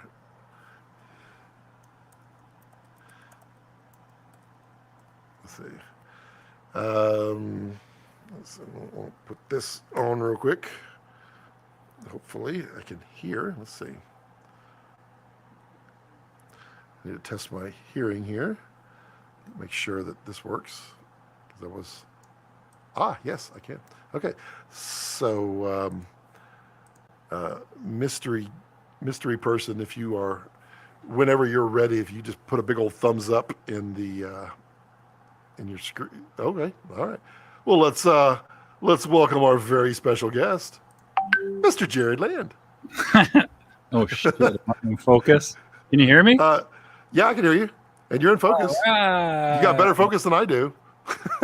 This is completely manual, just winging it. Well, you know, that's. I mean, at least it worked. Usually, when I wing it, it doesn't work. That's good. Thanks for having me. I used just all the talk about the pricing of the S35. I thought I'd give you clarity, which is absolutely no clarity. But I was going to say, wow, we're going to get no, we're not. The reality is we still don't know what the price is. It's literally coming up to that line, and it's all supply chain. You know, sure. Okay. It's a lot more. You're right. I mean, you nailed every point you made about technically it should be cheaper, but supply chain, since we released the Raptor, it's... Am I... can you hear me? Am I not hearing? Hold on. I may have screwed myself up. I can't hear you for some reason. Oh, wait. Nope. I'm not on mute. Okay, I hear you now. There we go. Okay, can you hear me now? Yeah, that was the stupid thing. I might have to get one of those wireless receivers. There we go. Been doing this long enough, you know. I know. You think I'd be smart about this. Anyways, I was just saying that it should be cheaper, but the supply chain, since we've released and priced the Raptor, everything's gotten, as everybody knows, everything's gotten more expensive. Yeah, so very recently. That's why we haven't released the pricing yet, because we're trying to make it cheaper if we can. It's just not there yet. So that's cool. So it's kind of where it sits. It hasn't been a big, secret we're withholding. We just literally won't know until probably the week before. Oh, that's cool. So just ignore everything that I said previously about the price. What I thought. Don't raise the price. Well, you were. I mean, your points were accurate, though. I mean, the smaller sensors are cheaper because you get a better yield. Usually, it's not always the case, but right. Your assumptions were mostly correct. The only variable is a wafer and the entire process of packaging that sensor and slicing the wafer and everything in between has gone exponentially. Even the shipping cost, as everybody knows. Yeah, shipping is through the roof. Just insane. So hopefully that's coming down, but we get a relief. Like a month, things got a little bit cheaper, but now they're just all going up again. Right. Yeah. So can't crazy. Win. Man, that's a stupid thing. Just wear wires everywhere. Are wafers, like, just generically speaking, are they like twice the price that they used to be like 2 or 3 years ago, or are they about the same? Or are they? It's different, and it depends on the micron size of the wafer and where you're getting them made. Everything 2 or 3 years ago was a bad time to compare. You should go back a little bit more. It's definitely more expensive than it was, say, before COVID. And then, of course, the chip shortage, wafers did not escape that either. So everything went stupid price. Now it's coming back again. But, buying wafers, it's not just the wafer price. It's, because we get the wafers and we buy the wafers. Usually we get a pretty good inventory long before we enter even pre-production. Interesting. We don't always cut them and package them. They're stored, I should say, locked in a very expensive, thermally controlled, environmentally controlled safe a lot of the time until we have to use them. So some of that price is kind of fixed, but it's all the packaging them and all the labor and the shipping and then all the other components after that has gotten, and so far we haven't raised the price on Raptor or Komodo, and it's I don't want to just guess at exactly how much but it's way more expensive for us to make both of those cameras today than it was when definitely the Komodo, then we released them. I mean, Komodo is still a killer deal for what you get. It's just, it's an awesome camera, and the next firmware upgrade is going to be pretty awesome. But again, it's hard to compete with that camera for what it does. Yep. Really, like I have all the cameras, and of course I've got the XL and the Raptor and everything, and I still break the Komodo out in certain situations. There's a fun factor to Komodo. I mean, it's so stupid small that it's so fun. Yep. Yeah, absolutely. And it's, and the global shutter is, of course, is a lot better on the V Raptor, but that global shutter, I just had Jeff Cronenworth over, and we were talking about that, and the flashes and the jello and all the explosions and gunfire and all those things where it's just so, you don't have to worry about it, and you kind of forget how you used to have to worry about any of those situations, like, right. Oh my God, am I going to get the split, or am I going to get something bad?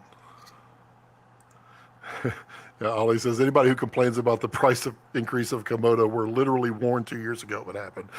Yeah, it's true. That's been the deal of the century. I don't know. It's no kidding. We've absorbed a lot of the cost increases. But some of the new stuff, some of the new product, new accessories, really, they've just had to be higher because, it doesn't escape us for, our accessory partners. It doesn't escape them either. And right. It's just more expensive to make stuff. Did you talk about Gregory's thing? I thought that was a secret. I didn't say anything other than Gregory likes to make stuff. It is very much a secret. Okay, good. I'm just making sure. Again, definitely. I won't say a word until he tells me to say a word, and that's it. But I just have so much respect for anybody who makes anything, even this little guy. I mean, I think you talked about it. Yes. Okay. Yeah, you do. Thing, and I've had this for quite a while. But it's like, even making that thing, you'd think it was so simple, but how many revisions he did, and how many, how many prototypes, and how long just to make, a collectible camera that doesn't turn on, that is a piece of metal. It wasn't easy. I'm sure it was more difficult than he thought it would be when he first started. Yeah, and like he was sharing the costs that he was spending and designing. It blows you away. I mean, it doesn't blow you away because but it just for the layman. I mean, you're like, oh wait, it costs how much? And talking with like Kessler, and it's like, hey, how about if we did this? And then there's costs, and he'll lay out all the costs. This is what it's going to cost to design. This is what's going to. I'm like, oh, okay. Well, it's not easy. It's not cheap. Everything costs. No, it's not. And the bigger you get, the more you get, the bigger. I mean, we even have that at Red. The bigger you get, you have to pay for all those people, even the people not working on that product. You have to pay for them too, right? And the power and the buildings and blah blah blah. Support blah. teams and absolutely buying a box and and it takes longer, and so that's why the power's in it's why Matt and I started GDU, really was just to be able to make stuff quickly for ourselves, because even us personally, like when I wanted a special handle made personally, I started to have to fight with manufacturing production of Red for everybody else's cameras. And then it's like, okay, let's buy a new CNC machine and get a new machinist and da da da da da. It's like, no, that doesn't work because then everything gets expensive. So it's like, okay, let's just make this little side thing. And even I know you teased these little lenses, but it's just sometimes it's fun. It's like we wanted an armored lens that it was originally, we've made this for the EF, and these are now the RF versions. We made them for a drone, to put the Komodo on a drone. Wasn't a Komodo back then, but just because we didn't want the manual focus ring would always fucking change, even when you don't want to, and when you disable it, and when you touched it, and and those plastic lenses, you wanted a cheap lens on there, but because it's light and small, but we thought, oh, we'll just kind of armor these things, and it was awesome. It was completely awesome. And what Canon's done with the new RF cheap lenses is incredible. Like optically, they're outstanding. The price is great, so we just thought let's start with the 16 and the 50, and you got them there. I just sent those to you because I was like, trying to entice you into getting the R5 or R. Yes, and it's working. The whole first hour we were all just talking about the R5s and all that. It's it's weird. It shouldn't be weird, but it's weird for me to be I'm talking about another competitor's cameras. But I mean, I was a Canon guy before Red, and they do an incredible job, and it's why I picked the RF mount for the camera. I could have picked anybody and worked out the license deal with whoever we chose. RF was just that perfect timing of the right mount. It sends power, and the lenses that they have released already and that are coming are just phenomenal, and they're really committed to it. And I mean, obviously they don't tell me anything, right? Because they're a little bit different in their embracing a competitor than me. But we have a good relationship. The Canon lens guys love us because we help sell Canon lenses. But they do a really good job. And that R3, the R5 is great, kind of for both stills and video. The R3 gave, for me, since I have the Red, and I don't really need the video so much. I just needed the dynamic range to be a little bit more in line with what Red shoots when I'm shooting the Canon cameras. That R3 just gave that extra stop of dynamic range over the R5 and the R5C. And I got them all. I can't show you my desk right now, but what? Here's it's not a lot. There's the R3, and there's a R5 right here, R5C, and the 100 macro RF is fucking awesome. So we can all kind of love each other, but you need to get on that train because Sony's great too. Yeah, and their GM lenses are phenomenal. I just like not having to take different sets of lenses from different companies and trying to I'm full with you there. It's been a challenge just being on the Sony thing. Yeah, the time will come. I'll be switching here soon. I like B-Star's comment. He's like, he has a Gemini and 2 Komodo, and he's always reaching for the Komodo more than not. It's just too much fun. Let's see. Supply chain issues are for all manufacturers crazy. Have orders over a month ago. Yep. I mean, I bought a new oven 2 years ago. I ordered it, and I just got it like 3 months ago. An oven. I mean, what the hell? Yeah, like Windows. I was watching people that ordered Windows, and it takes 8 months to get Windows. Yeah, you would not think, but yeah. Well, you try to buy a new Tesla now, and it's like a year. It's weird how that just changed. It's so weird psychology because I'm a professional shopper, and you normally you are just kind of like, I like that. That looks great. I will have it. I can order it when it's released. That was the only time before is when people would pre-release stuff and you just have to wait till it was actually released. Now it's released and it doesn't matter. You're still waiting for, 6 months or however long. It's just a weird thing to comprehend that you can't get this instant Amazon one day. I want that. Right. Well, yeah. Amazon, like nothing here is one day anymore. It's all 4 or 5 days for us. That's me too. I mean, especially in Big Sur, it used to be a day, or 2 days. And now it's kind of like 4 days or 5 days. And there's this company called On Track that, I don't think Amazon uses them anymore, but these On Track guys, oh my God, they'll mark delivered. And then they'll show up a week later and deliver it. And I'm like, guys, everybody's got doorbell cameras and stuff now. We know. Like, what the? It just blows my mind. But I guess that's just kind of the world we live in for the moment. Ollie's talking about those GDU V mounts, those 150s.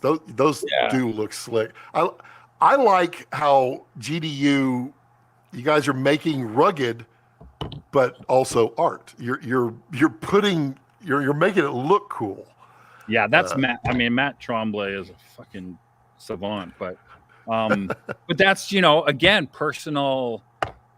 Obviously we've sold batteries under red for a long time, and I bought everybody's batteries, and I just dropped those. I drop batteries so much it's not even funny. I don't know what's wrong with me. But I dropped batteries and I've cracked so many batteries, and I'm like, what can we do about this? And that's why GDU, just make it quick, and that's what we do. We make stuff for ourselves, and if anybody wants it, then right. Let's see. Hopefully by the end of the month, packaging should be. Oh, okay. For Gregory talking about his thing that we're not talking about. I love that guy. That guy's a ninja. He is. Ninja. He's a slick little ninja.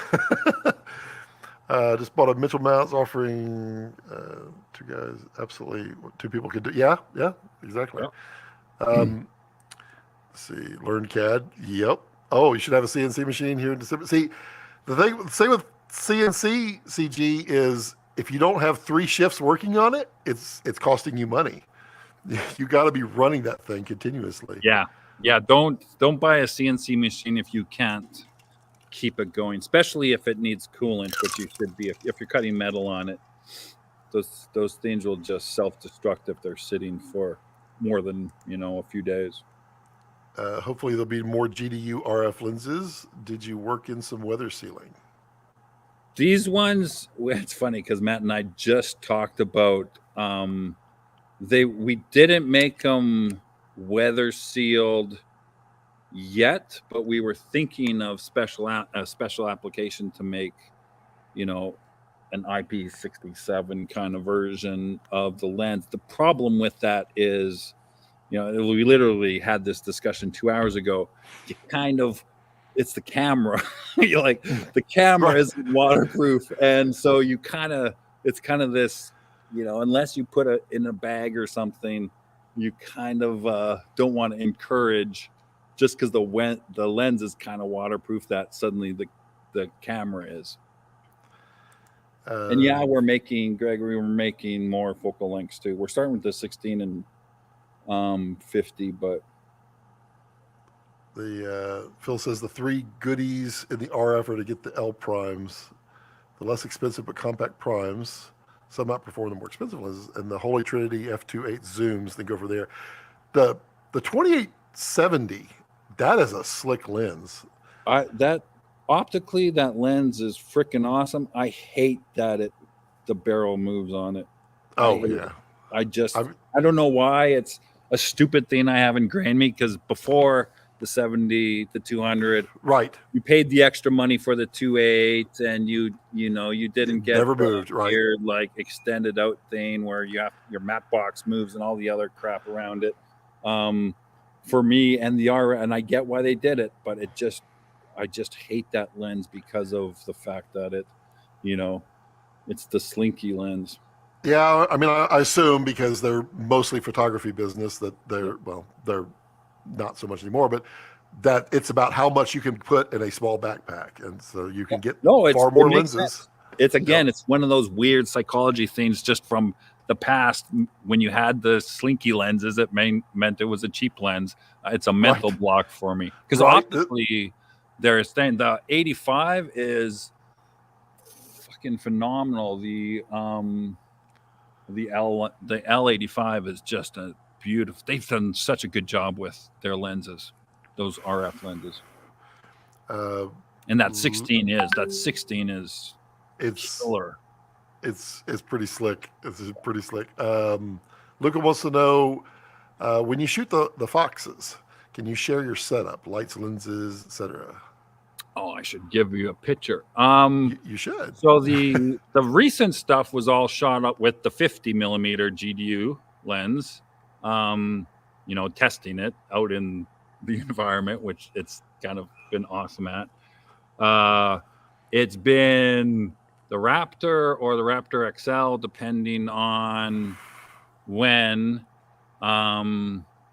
The light varies sometimes. I had to custom make a giant ring light. So I made a custom ring light that kind of goes over their favorite spot. And then I've got the Cine shooter, of course. I made a custom dolly and some custom track because it's a curve.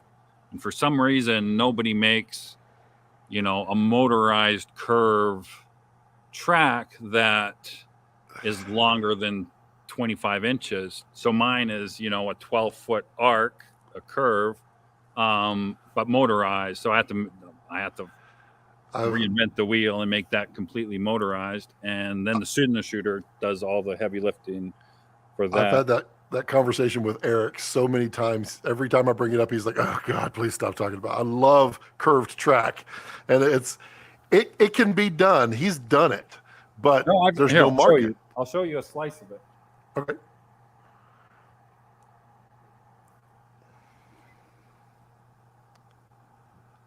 Oh, Ollie, they do.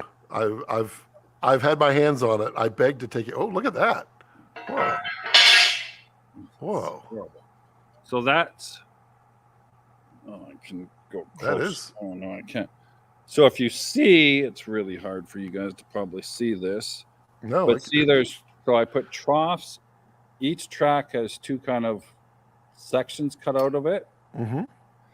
So there's two reasons for that. There's a positive and negative DC. So I can run DC, and that's the other problem is powering a track consistently that's curved while it's moving.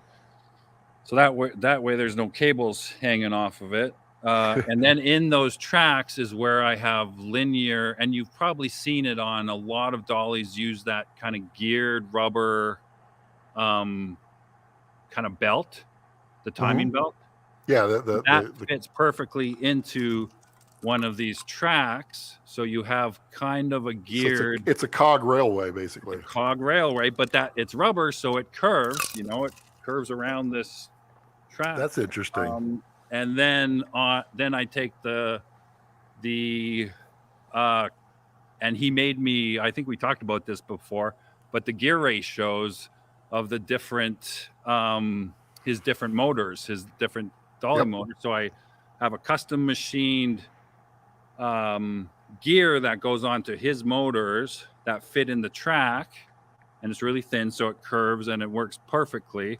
And then I have to experiment with the different gear ratios for that to move, because normally it's a pulley system that has a lot more torque assistance. But since this is actually that's the front wheel, basically rides in that track, and then the rear wheels are a normal traditional dolly, the three wheels, skateboard wheels that kind of ride on that track. And it seems that it goes super fast. It's been running, I can leave that thing running for 12 hours out, every during the night, hoping to catch something, and it won't lose its place, because that's the problem with most gears. If they're not aligned, you'll kind of fall off the track after a certain amount because you kind of lose its place. But that Cine shooter, and they're not even, I don't think they're encoded motors. They really do a great job of just keeping it consistent and back and forth. And of course, you can program everything. I'm finally getting used to that KOS software. Thank you very much, because of you. It's really powerful, and it's really not that hard. It just looks intimidating. It's intimidating. And you know what? The biggest thing for me that I freaking hate, I just hate that whole like calibrate your motors, stop and that stop. And I think he just got rid of that, where you had to calibrate every axis. And that just drove me crazy, because on the CineShooter app, you don't have to do any of that. You just kind of like go and record your stuff, and it worked really well. Are you on the latest version where you add keyframes by clicking on the? No, he sent me that, but I've been stuck in LA, and I'm going up this weekend to try it out. It's cool, because it's one of the things that I've always asked for, because like down there in their UI, they had like add keyframes next to delete all keyframes. And I don't know how many times I've accidentally clicked it, and more than I want to admit. So we got them to separate that out. So now it's just a simple click on the graph, and you can add all kinds of keyframes. Oh yeah. And there's markers, there's audio cues, there's DMX cues, all of that right there. It's slick. And I love that. Again, it's just, I love these companies that make stuff, and you can email them and say, hey, your stuff is great, but I need a little bit of this or a little bit of that differently. And they're like, sure, because I know how much of a pain in that is. Mutiny is really great at that too. Yeah. Mutiny is, I can't tell you how many times I need a custom there, or I send somebody to them that need a custom anything. And that's just not efficient. It's not a good way to do business. Doesn't make any practical sense, but man, is it nice to have. I really appreciate it. Avery is he's really talented, and Sutton is as well. And so they're very they're very fast. They're very they're fluid, or no, I can't remember the term, but they're able to move really quickly, which is hard to do as you get bigger and bigger. And they're alumni of Kessler. So yep.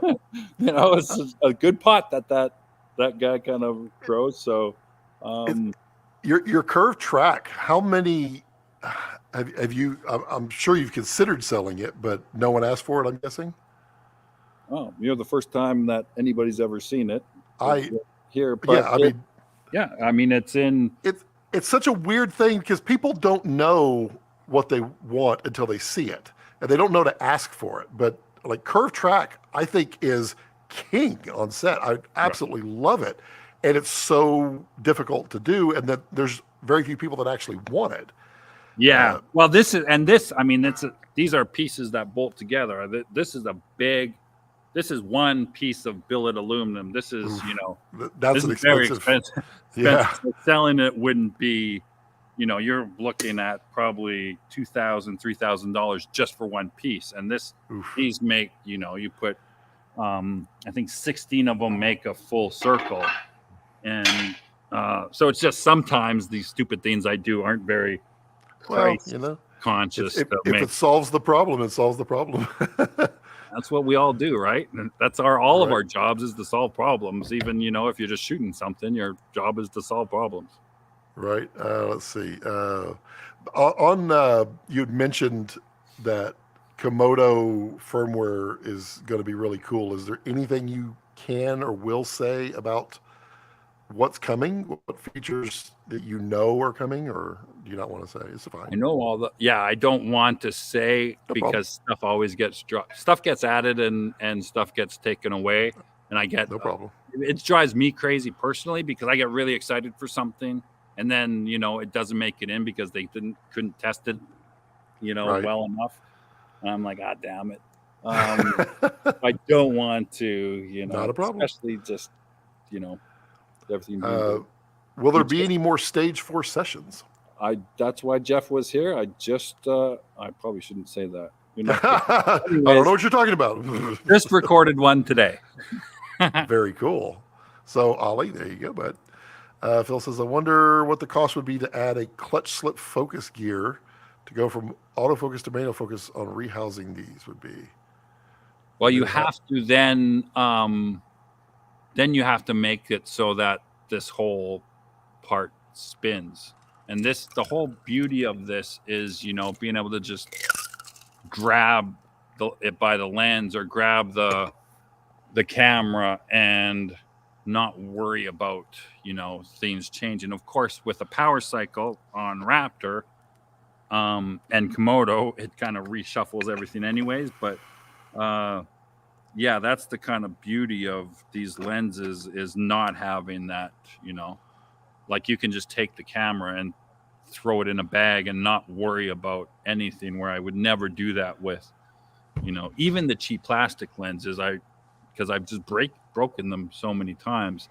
Whereas you can just, this is a great little, just throw it anywhere and have a nice day. Whip it out and shoot. I love the cases too.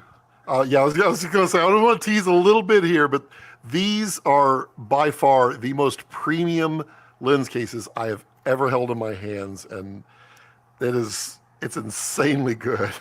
Yeah, we really, well, again, and this is just all Matt and me just looking at lens cases, and we usually, every time I buy even the L series lenses, I throw the cases away. Yeah. That's the first thing I just throw that, and they're nice cases. I just throw them away, and it's just like they're usually too big or they're always too big. Yes, too big. So these are exactly the size. They're for the 50. They're not the same. We're not recycling. That's for the 16, and that's for the 50. So we made them perfectly sized for each lens, and that way you can, throw them in the bag. And yeah, they're so cool. The detail. It's awesome. Yeah, and we did some drop tests and stuff, and they protect there's kind of little pillows if you feel it top and bottom, so they do offer protection as well. And it's vegan leather, which is better for all the people. The foxes appreciate it. Yeah, I love them. Yeah, it's just exceptionally well done. Let's see. Yeah, I hate that. Yeah, somebody just posted the 17 to 50. I hate it. That's the second version, not the first version, the 18 to 50. Right. I swear Kessler had a curved prototype. They did. It was for their shuttle pod mini. But it was short. Everybody's made short ones, but they're just short. Yeah, it was a very tight circle, I think, and I think that was just proof of concept to see if anybody wanted it or not. And a lot of people liked it, but no one wanted to buy it, or very few people. Not enough to go into manufacturing on it, and that's tough. It's expensive. Yeah, I can see why. It's expensive. Well, at least the way I did it was the way you did it is like most expensive retarded way to do it. It's like, hey, how do we build a tank of a track? Oh yeah, but I can walk on. Like I literally can walk. No, on yeah, that is solid. On, and it's suspended. So it's called chaos for a reason. I've used that before. Oh yeah. You got the ST Army willing to test beta versions. I really miss those. Gregory's happy about more stage 4 sessions. Yes. They're so fun. They are. And there's so much information that comes out from those things. I see them pop up. I'm like, I got to watch it now. And I got to schedule a little time later to go back and rewatch it. And again, we just did one today, and Nada, who's a rock star, works for me, and she's so proper, and she's such a good interview. That's what she used to do. She used to interview people, and I just get in there, and I'm such a lunatic. It just all goes out the window. She literally for a day practices, and she's got all these questions lined up. And the moment I walk in, it just goes off over here, and it just never comes back. She's like, yeah. But it's good. You'll see with this one, she's starting to learn how to kind of harness me, herd the cat.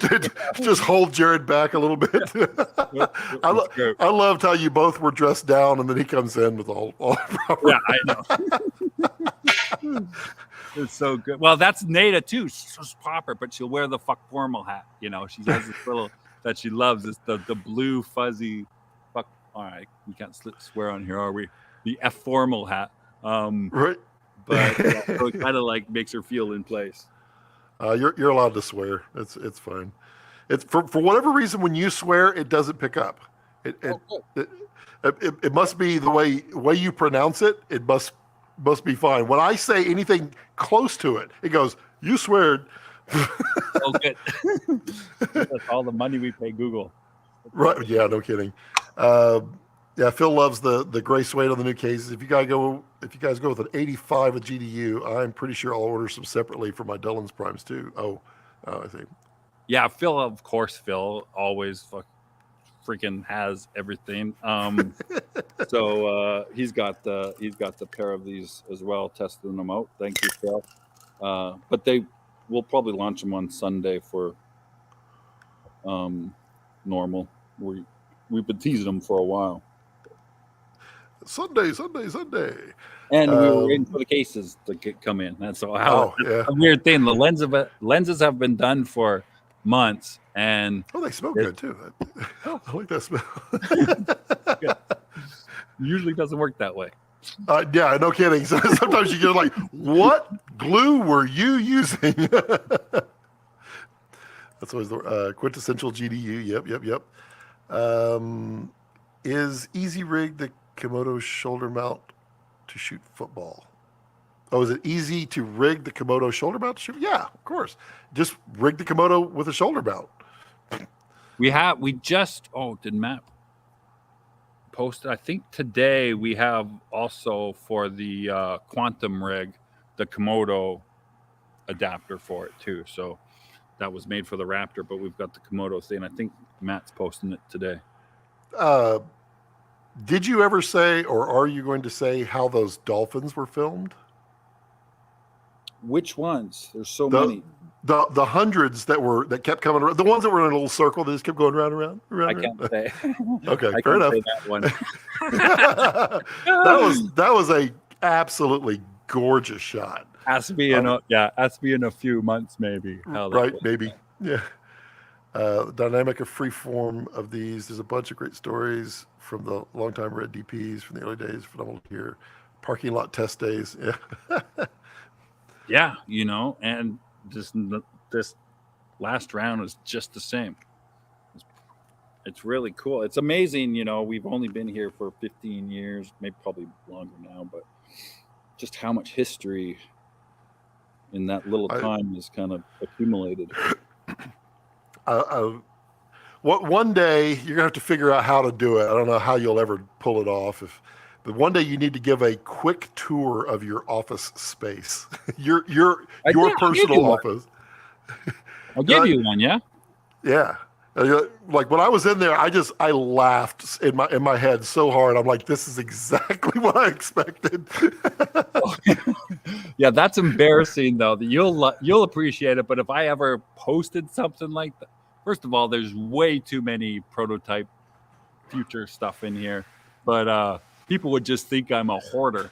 I'm like no, it's the scientist. It's the engineer. The continuously going. Put some of the special stuff in it. Let's see, when Canadians swear it sound polite. French too. I love it. Come on, are you allowed to swear in French on YouTube? I don't know. I have no idea. I mean, what YouTube picks up nowadays, it just cracks me up. I mean, like literally, it'll pick up the words on your shirt, and that will be searchable. Wow. And when you're uploading the video and it says it's processing, it's literally video scraping everything for words. And it's been tested multiple times. You could put a picture of an elephant behind you. Never say the word elephant or anything. And you can search your name and elephant, and it will find that video. What? I've noticed now there are all the little chapters and stuff, which are awesome. Does that automatically happen, or do you have to do that? Well, it can be automatic in DaVinci Resolve if you let DaVinci upload it. But literally, to put it in, all you have to do is put in timestamps in the description. You put in 0000-0203, and then you put a descriptor, and it will immediately, as long as you start with 00, it will do the chapters. Wow, that's cool. It just makes them a link. That's super cool. People tell me, it's like, why don't you do that with your live streams? I'm like, because they're 8 hours long. I can't go back. That's when you want the auto do everything. Right. Wouldn't it be nice if eventually it's going to happen, clearly, because it's picking up our speech, and it's doing it all. It's picking up video. So why can't it? I'm sure it will. I'm sure that'll be within a year. They'll do that. Probably so. Yep. And it'll be another one of those that everybody loves it. And they're all like, wait, how long have you been doing this? What other fun things you can say or tease? Or I don't know. I'm supposed to be working right now, so I always like to get you in trouble. I'm sure I've gotten in lots of trouble. I don't know who I'm getting in trouble by, but this is cool. I just found this, the Meisler module. Do you guys remember this? No. You probably don't. This was a long time. It was just interesting because we were just talking about, this was the Meisler module on the Epic X by Steve Meisler, who was, Spielberg's First AC and Fincher's and Soderbergh's DP now, the guy that shot Queen's Gambit. But he 10 years ago, probably, we made this all-in-one kind of module to make what the XL is now today, but what the DXL became. I mean, it all kind of started there, which was cool. Super cool. I don't think we ever sold those. I don't think. Maybe we didn't. Gregory said, I'm pretty sure Jared spent a while hiding prototype stuff. Yeah, I'm sure that white chair is literally hiding something there. As soon as thank God you have this, and I've never used the stream. I think I might have used it with you once before, but thank God it gives you that little test box, because I was like, oh my God, this is way too much. And I always make sure, give me the thumbs up when you want to come in. It's actually everything that way. You guys can't see. You have these little things, right? These little anamorphics. Oh, the little nanomorphs? Yeah, those are slick. So rad. I just got that set in it. They're so adorable, especially on the Komodo. It was funny, Gregory, because when Jared shows up, he shows up down at the bottom, and so I could see he's there, but he kept turning around and looking and turning around and looking, and I was like, okay, he's busy. I'm not going to I'm not bringing him in yet. Yeah, you can't see anything back there. Maybe, I don't know. All out of focus. People will you got to be sure not to be on autofocus. Things will it's not showing. It's a little blurry. Oh, yeah. It's blurry. Somebody will go in and zoom in. Yeah. Never mind. Ollie's like, he's already said so. Too much. But anyways, I really do have to get back to work. But okay. I love you, man, and I love that you're doing this again. Thank you. Oh yeah, happy to be back. I know. I don't even know how many people want. It seems like there's just the comments I get after these things doesn't. Whatever this little number says people viewing right now, it doesn't match. So it must go out to. It goes, because people come back and watch it later because they can't catch it at this time. And I mean, some of these have had thousands upon thousands of views, and it's wild. Yeah, it's awesome. And I mean, I guarantee you, every one of those people appreciate this time you spend doing this, because it's just fun. I mean, it's the only thing I do if on Friday afternoon, I'm like, I gotta tune into you, and it's just really cool.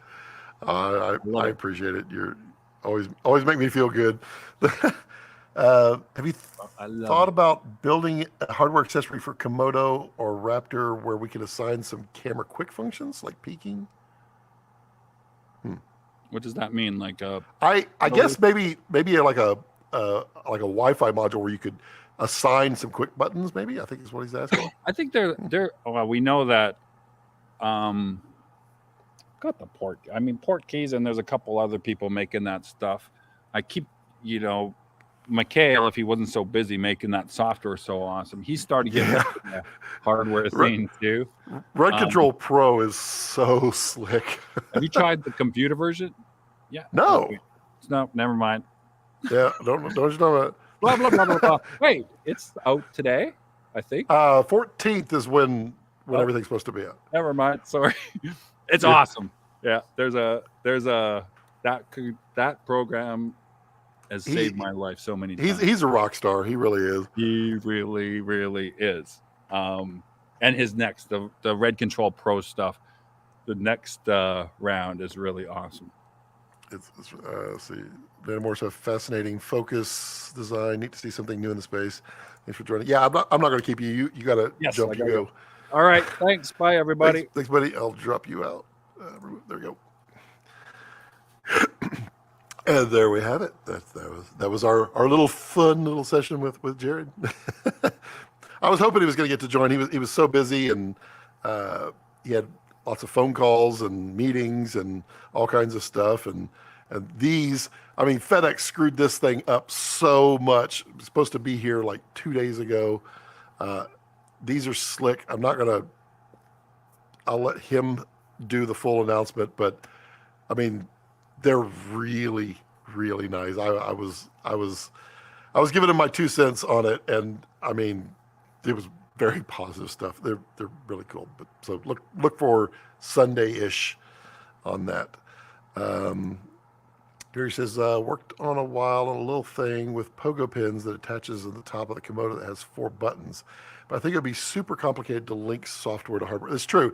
You would have to have, well, I guess it depends on whether they have a development kit for that. So I suck at designing. I mean, he doesn't even look a thing like me. He's got the white hair, which this all happened after COVID. Thanks. Other than that, I don't know if there's a development kit or not on that. NDAs are stress tested when Jared pops in. And you know he never tells anybody when he's going to do it. And they catch him. They're like, oh, we got to go back and watch. I'm waiting for the one time he'll be like, can you take that video down for like 3 weeks? Hey, Johnny, how's it going? How are you? Let's see here. Who's got questions? We've been going, 3 hours now. I can go a little bit longer if you'd like. If you got questions, you just want to make comments or talk or chat about I can take these off now. I have been looking and looking and looking for a wireless transmitter pack. They're all either really junk and cheap, or they are really expensive and obviously worth it. But I need to do that because with all the interviews and stuff coming up, I want to get that a little more professional, including getting my guest to appear on my prompter. That would be nice. I know that's a big complaint everybody has. Question.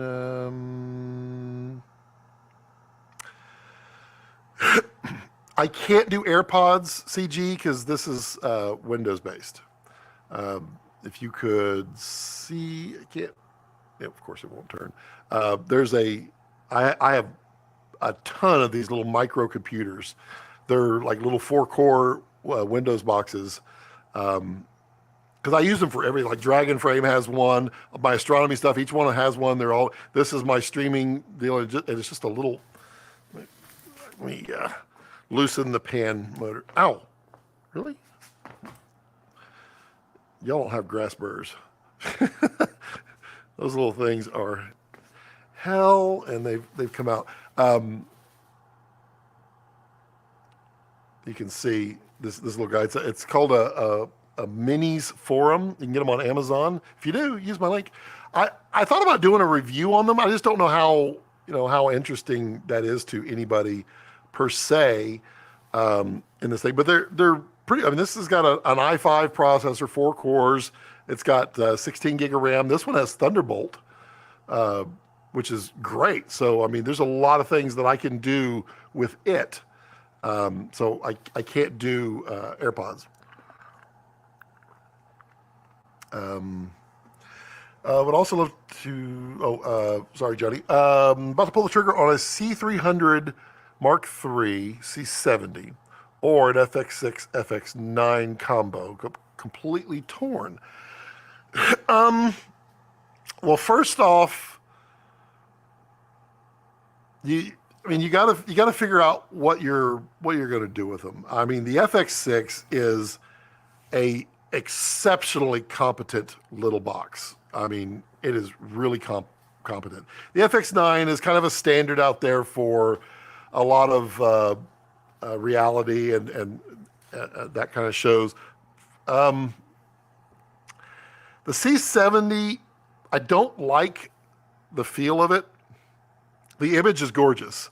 The feel of it, the form factor is it's like a fat DSLR. It's weird. But the image is great. And the C70 is good. The C300 Mark III, my opinion is that you don't get, and those of you out here who can contradict that totally fine, please weigh in. I don't think many people are calling for or asking, can you shoot that on the C300 Mark III? I don't think there's as much of a demand as there is. Everybody knows an FX9 and an FX6. C70, I don't think anybody would care one way or another because it does produce a good image. The one thing I can say about the FX6 is the low light is, unmatched by anything out there. It is a low light workhorse. The FX9 is not quite. The C70 is not bad. The C300 Mark III is pretty good, but they're not on the same level as the FX6 as far as low light. But it really boils down to what you're going to do with it, because like the FX6 is a micro dot camera. It is a full professional cinema camera in a tiny little micro package. The FX9 is a workhorse for the style of filming that's used on, which is a lot of reality TV, that fast movement, get things done. So you need to think about, what is important to you. What things do you need to do versus what things do you want to do? What things answer it? And then what ecosystem do you want to be in? The FX6 and 9 are both E-mount. The C300 3, what is that one? Is that RF? I know the C70 is RF. I don't know if the C300. So it depends. There's a lot of pros and cons to each. I truly love Sony glass. I think it's beautiful glass. Canon's glass is fantastic. I own a ton of Canon glass. What I don't like about the Sony glass is that you cannot use it on anything but E-mount because their flange and their distance to sensor is so short, it can't adapt to anything. So if you're buying Sony and Sony glass, you're stuck on that forever. The other stuff you can get around. So yeah, that's kind of my brief thoughts. Love to hear your thoughts on Canon's correct direction, decision-making, consumer ethics. Johnny, yeah, we were talking about that earlier. My statement on that is the same across the board. Canon has a patent. They developed the RF. It's not that they're cutting off the world. They're just not going to do all the work and give it for free to the world. So the world can license the RF mount for autofocus stuff. So I don't think that what Canon is doing is wrong. I think it is a proper business decision from Canon. I mean, it costs millions upon millions of dollars to develop a standard, release it, do all of that stuff. So you can't just give that away. All of those that got slammed, they're definitely more affordable lenses. They probably said, we don't want to license it. It costs too much money. We'll just do it ourselves. Go license it. I mean, really, that's my thought. So I don't think there's an ethics problem with Canon. I will say Canon and Sony both do the same similar things, different part of the ethics, whereby they'll cripple a camera to the point unnecessarily so that they can sell the next one up, even though it's all there. I don't like that. Sony's doing it. Canon's doing it. I talked about the A7S III being crippled compared to the FX3, even though they're the same freaking camera. Image something like a MIDI controller, Scott, but for Komodo where Raptor could assign. So you can do that with Wi-Fi, and they port keys. That's what Jared was talking about. Port keys.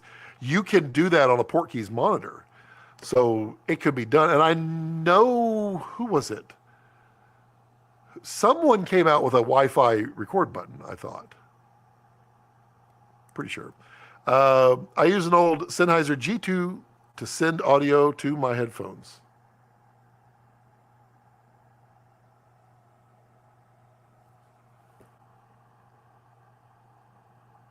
Gregory, you've blown my mind. I have never considered reversing it. Thanks, dude. Made my day. Because I have several around. That's, of course. Wow. A little dose of reality. That's awesome, Gregory. Thank you. That made my day. 3 different lens mounts, too. Yep. C300 Mark III is EF. Okay. Yeah, that would, well, I mean, you could adapt the RF to EF, but you'll never be able to use your RF C70 lenses on the EF. And EF is a going away technology. I personally am heavily invested in EF. Those aren't going anywhere, but at least I have the ability. I can use them on Sony and do use them on Sony. And I can use them on RF. So there's that. So, yeah. I think the Sony ecosystem is much more consistent and versatile, but love Canon's colors and usability.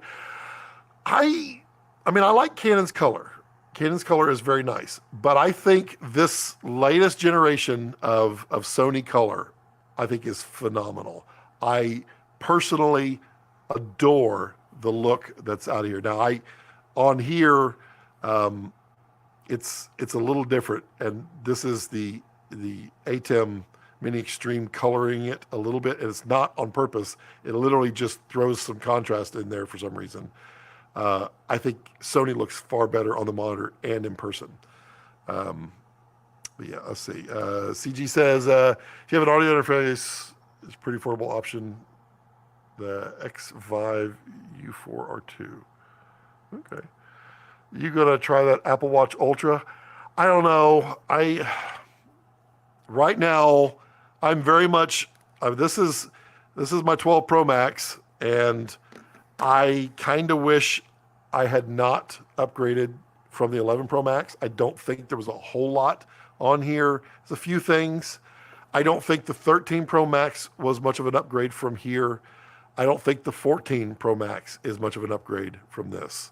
And I really don't like the leather case that Apple made now. The previous one was amazing. This is ugly.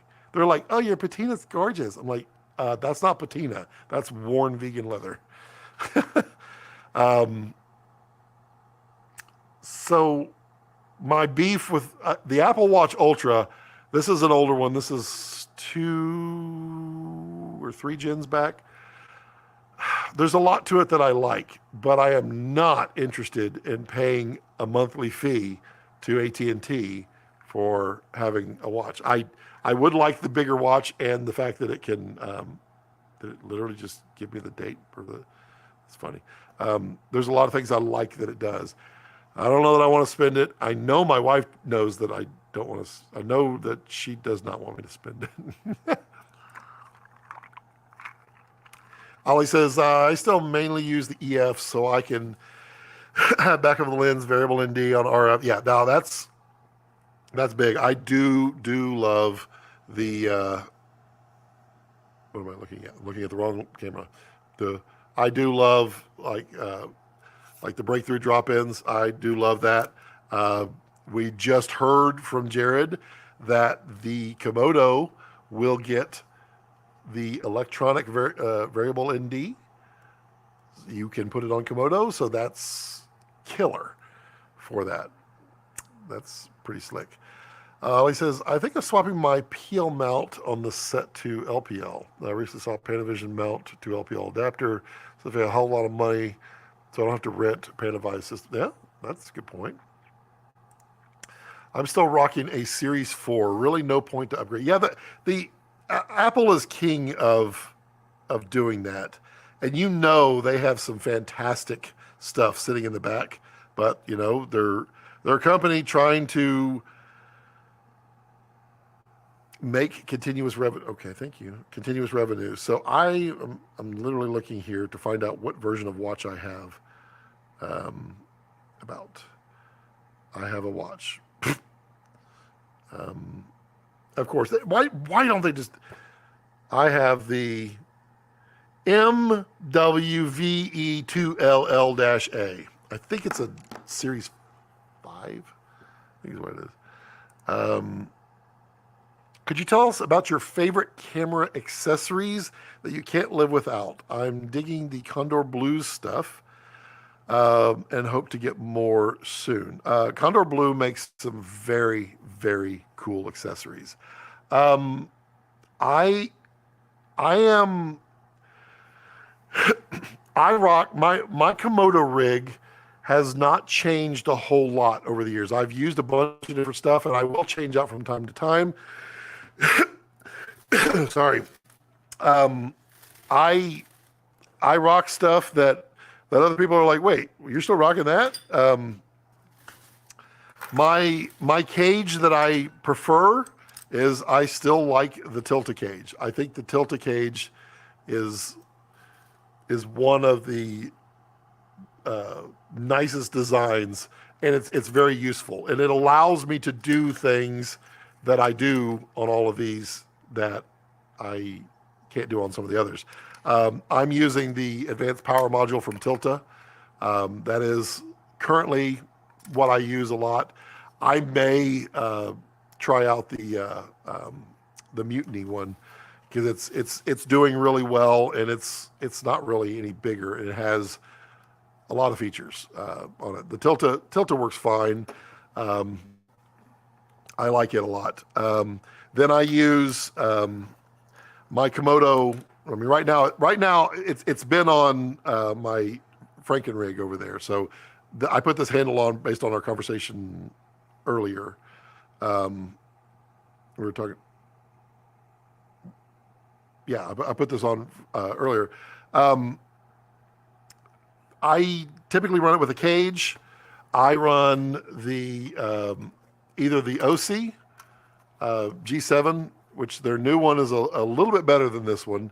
It doesn't have the color shift when you go to full brightness. This one starts to shift a little color as you get past like brightness level 5, but I don't mind it at all. I know what it looks like in the end result. I can map it in my brain pretty easily. This little guy right here. See if I can get a focus on it. Get off my face. There you go. This is the Mutiny micro trigger. They made it even smaller than it was. That is something that I cannot live without. I mount it to the side.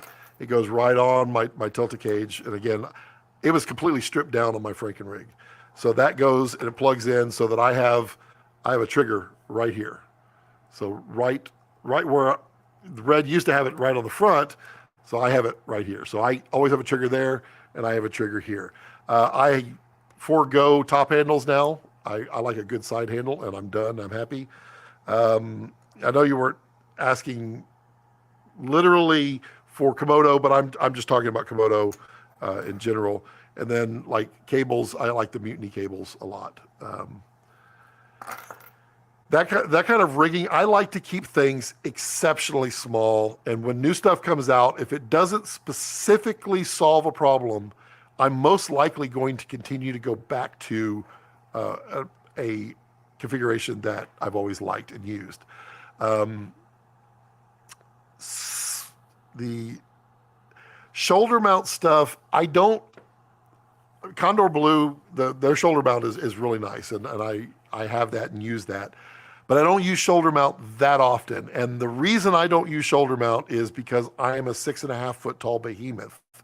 And unless I'm interviewing basketball legends, you're going to get this shot where I'm looking down. So I don't ever get to do shoulder mount stuff.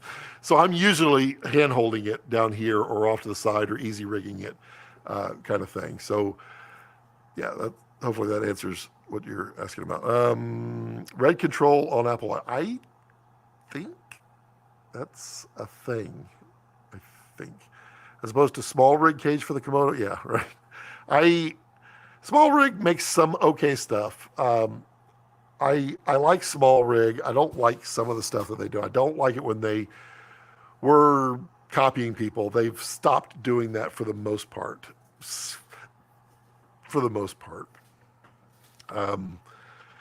So I don't badmouth small rig so much anymore. I have a lot of small rig parts. Basically things that are they can make just really inexpensively, and I like that. Interesting. Had lots of trouble with the Tilta stuff. The only thing I still own is Nucleus M. Really well. Yeah, a lot of people have complained about that stuff, and I don't have problems with any of it. I mean, yeah, there was initial problem with the module, and they resolved it. And that's great. I mean, Tilta does fix it. Other than that, I have not had any problems with the Tilta stuff. I have several of their things, and I use them periodically without issue. Make sure you obscure your eyes when you want to shift focus to something closer to the camera. Yeah, no kidding. I can close my eyes, but Gregory says, well, Scott, the stuff we will talk about pretty soon will make things more compact. Indeed. Small rig has been killing it recently. Yep. I think they have.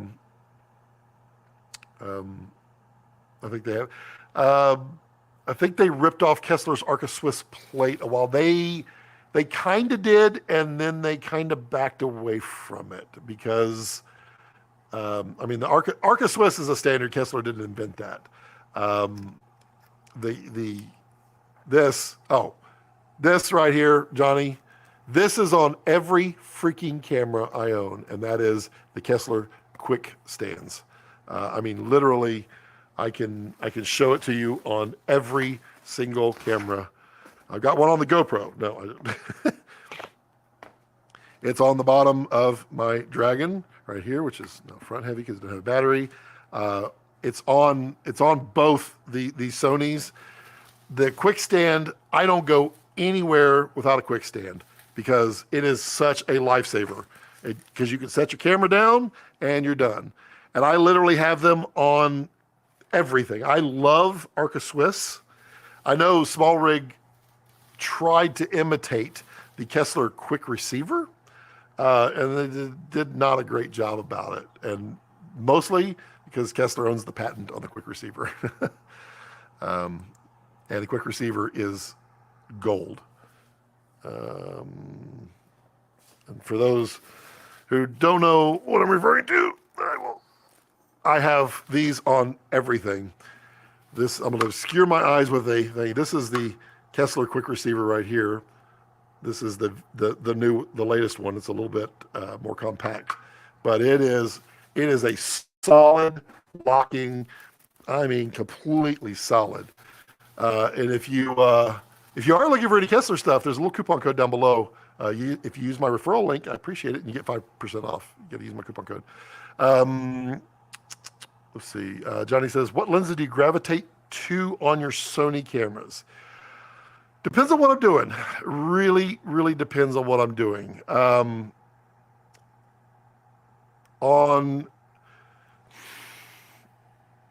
I mean, it really depends. I primarily use Canon glass on my Sonys.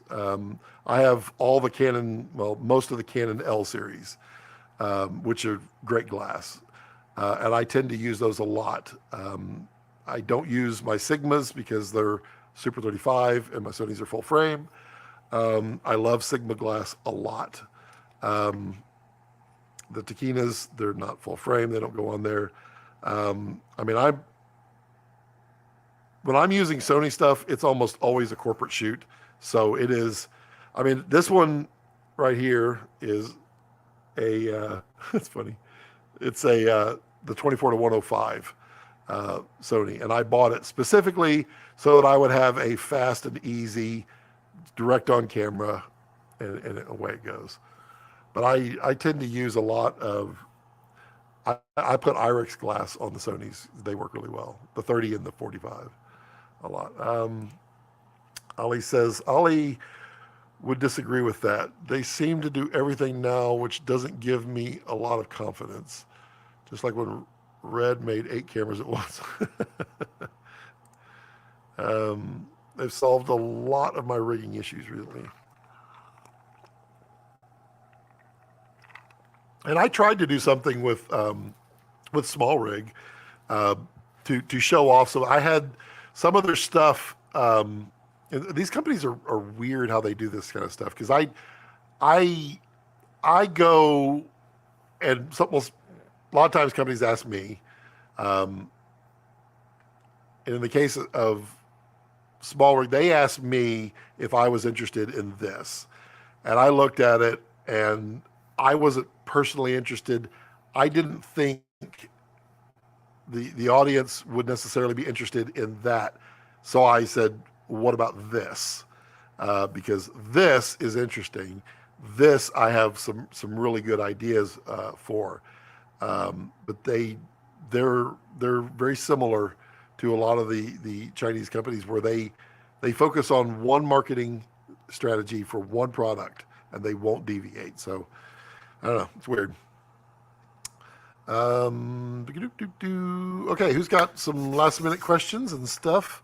Who wants to jabberjaw a little more? Let's see. Fair point. When I used them, aluminum quality was just right. Yes, Ollie, that is correct, and that's what I was alluding to originally. That they've cleaned up quite a bit, because I would not trust expensive stuff on the Small Rig aluminum. It was really soft. You strip out threads really easily, and I didn't have a lot of confidence. They have since improved that tremendously. And a fair statement. The same thing with Tilta. Tilta was kind of copying people at first a lot, very very very easily identified copying people, but they have since stopped doing that and have really started developing on their own, which is cool. And I like when companies do the right thing, that kind of thing.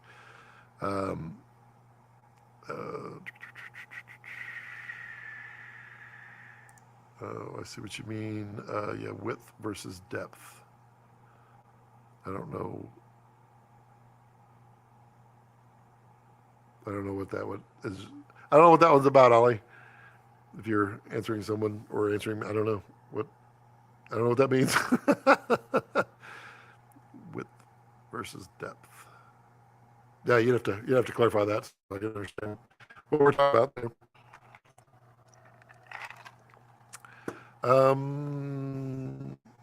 Oh, yeah. Okay, tried to cover too much ground. Yeah, I got you. Okay, click. There. What is StreamYard doing? Okay, yeah.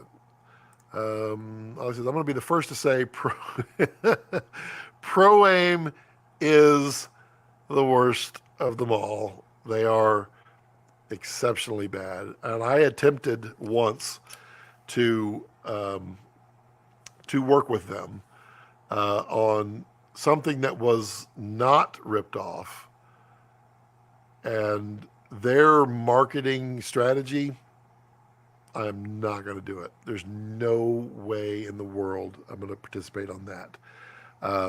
But I can tell you they absolutely straight up ripped off the kill shock from Kessler.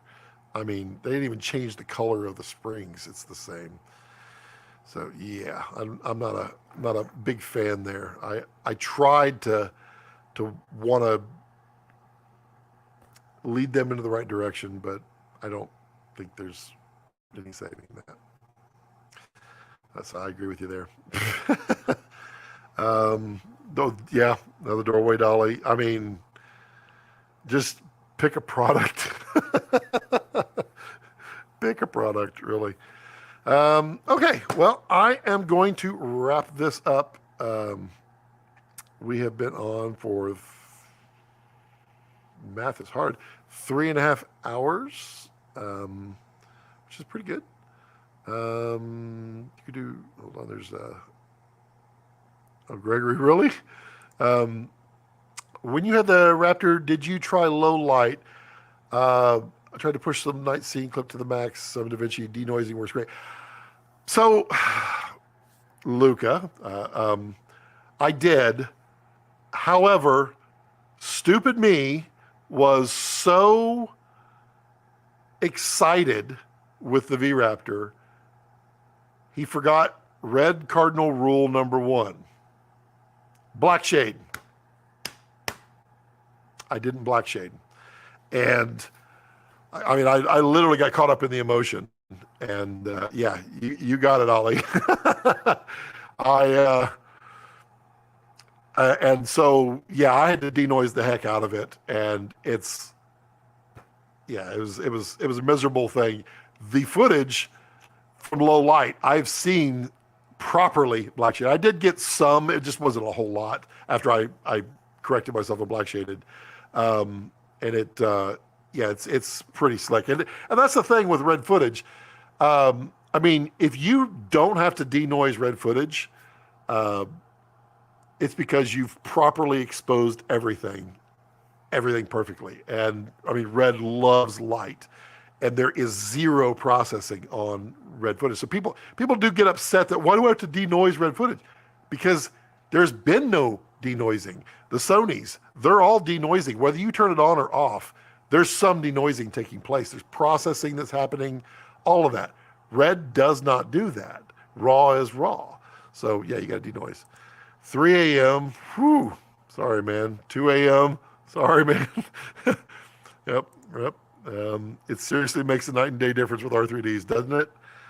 Black shading. I mean, it was like when I caught myself at it, I'm like, oh my, I was so angry with myself because I had some really great footage that did not come out beautiful because dumb me. Dumb me. Thank you, buddy. If you shoot 8K for 4K in black balance, you mostly, yeah, you wouldn't. And I mean, like shooting the like the cigars. I said the word. The test footage cigars at with the backlit sun that I'd done at 8K 120. There was zero denoising done on that. That was 100% in camera because there was so much light. It just looked phenomenal. So, yep. Everyone, have a fantastic weekend. Thank you for joining. Thank you for coming back. When I came back, we will be back next Friday for another live stream. I will announce the next guest as soon as I can announce the next guest. Give people plenty of time. Videos are coming. They really are. Shorts, I'm going to be dabbling a little bit in shorts. Yeah, we'll cross the bridge when we come to it, whether or not people get ticked off with the shorts. I may release them without notifying subscribers, which is the way to keep people from getting mad. What are the limitations of Komodo are you most likely to change, upgrade in a version 2? Version 2 of a Komodo, I would love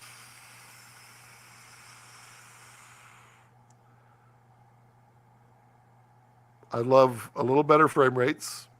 I'll, and I love a little better audio.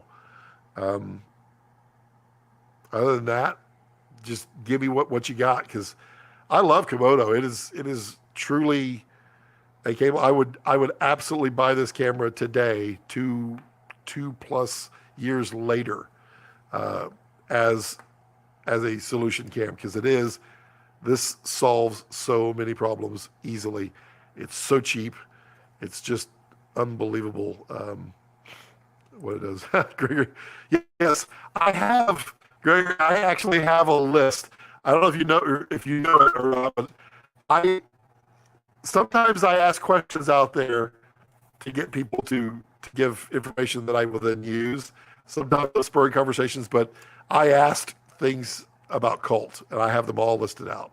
So I have a bunch of those, and he's willing. Well, he's sleeping right now, but he's ready and able to continue.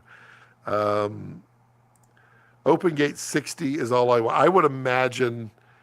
I don't know, but I would imagine the next one will probably have that. I'm guessing. I personally don't care about the 60 as much as I care about 48. I shoot far more 48. I do the oh God, as I'm pausing here, as the what's his name?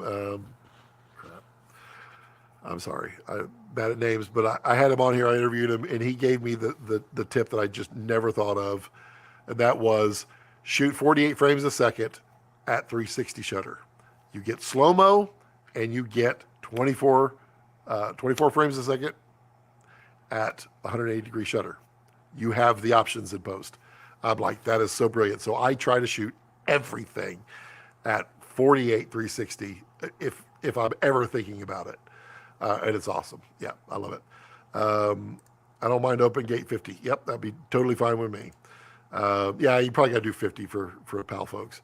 Be safe, everyone. Everyone, have a fantastic weekend. Thanks so much. Feel free to support. Use the links down below. International.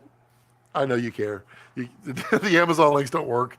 I tried them. They don't work. Everyone, have a fantastic weekend.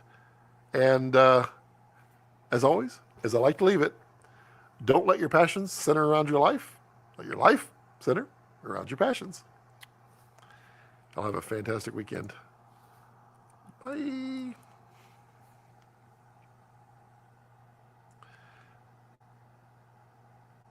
Thanks, Gregory.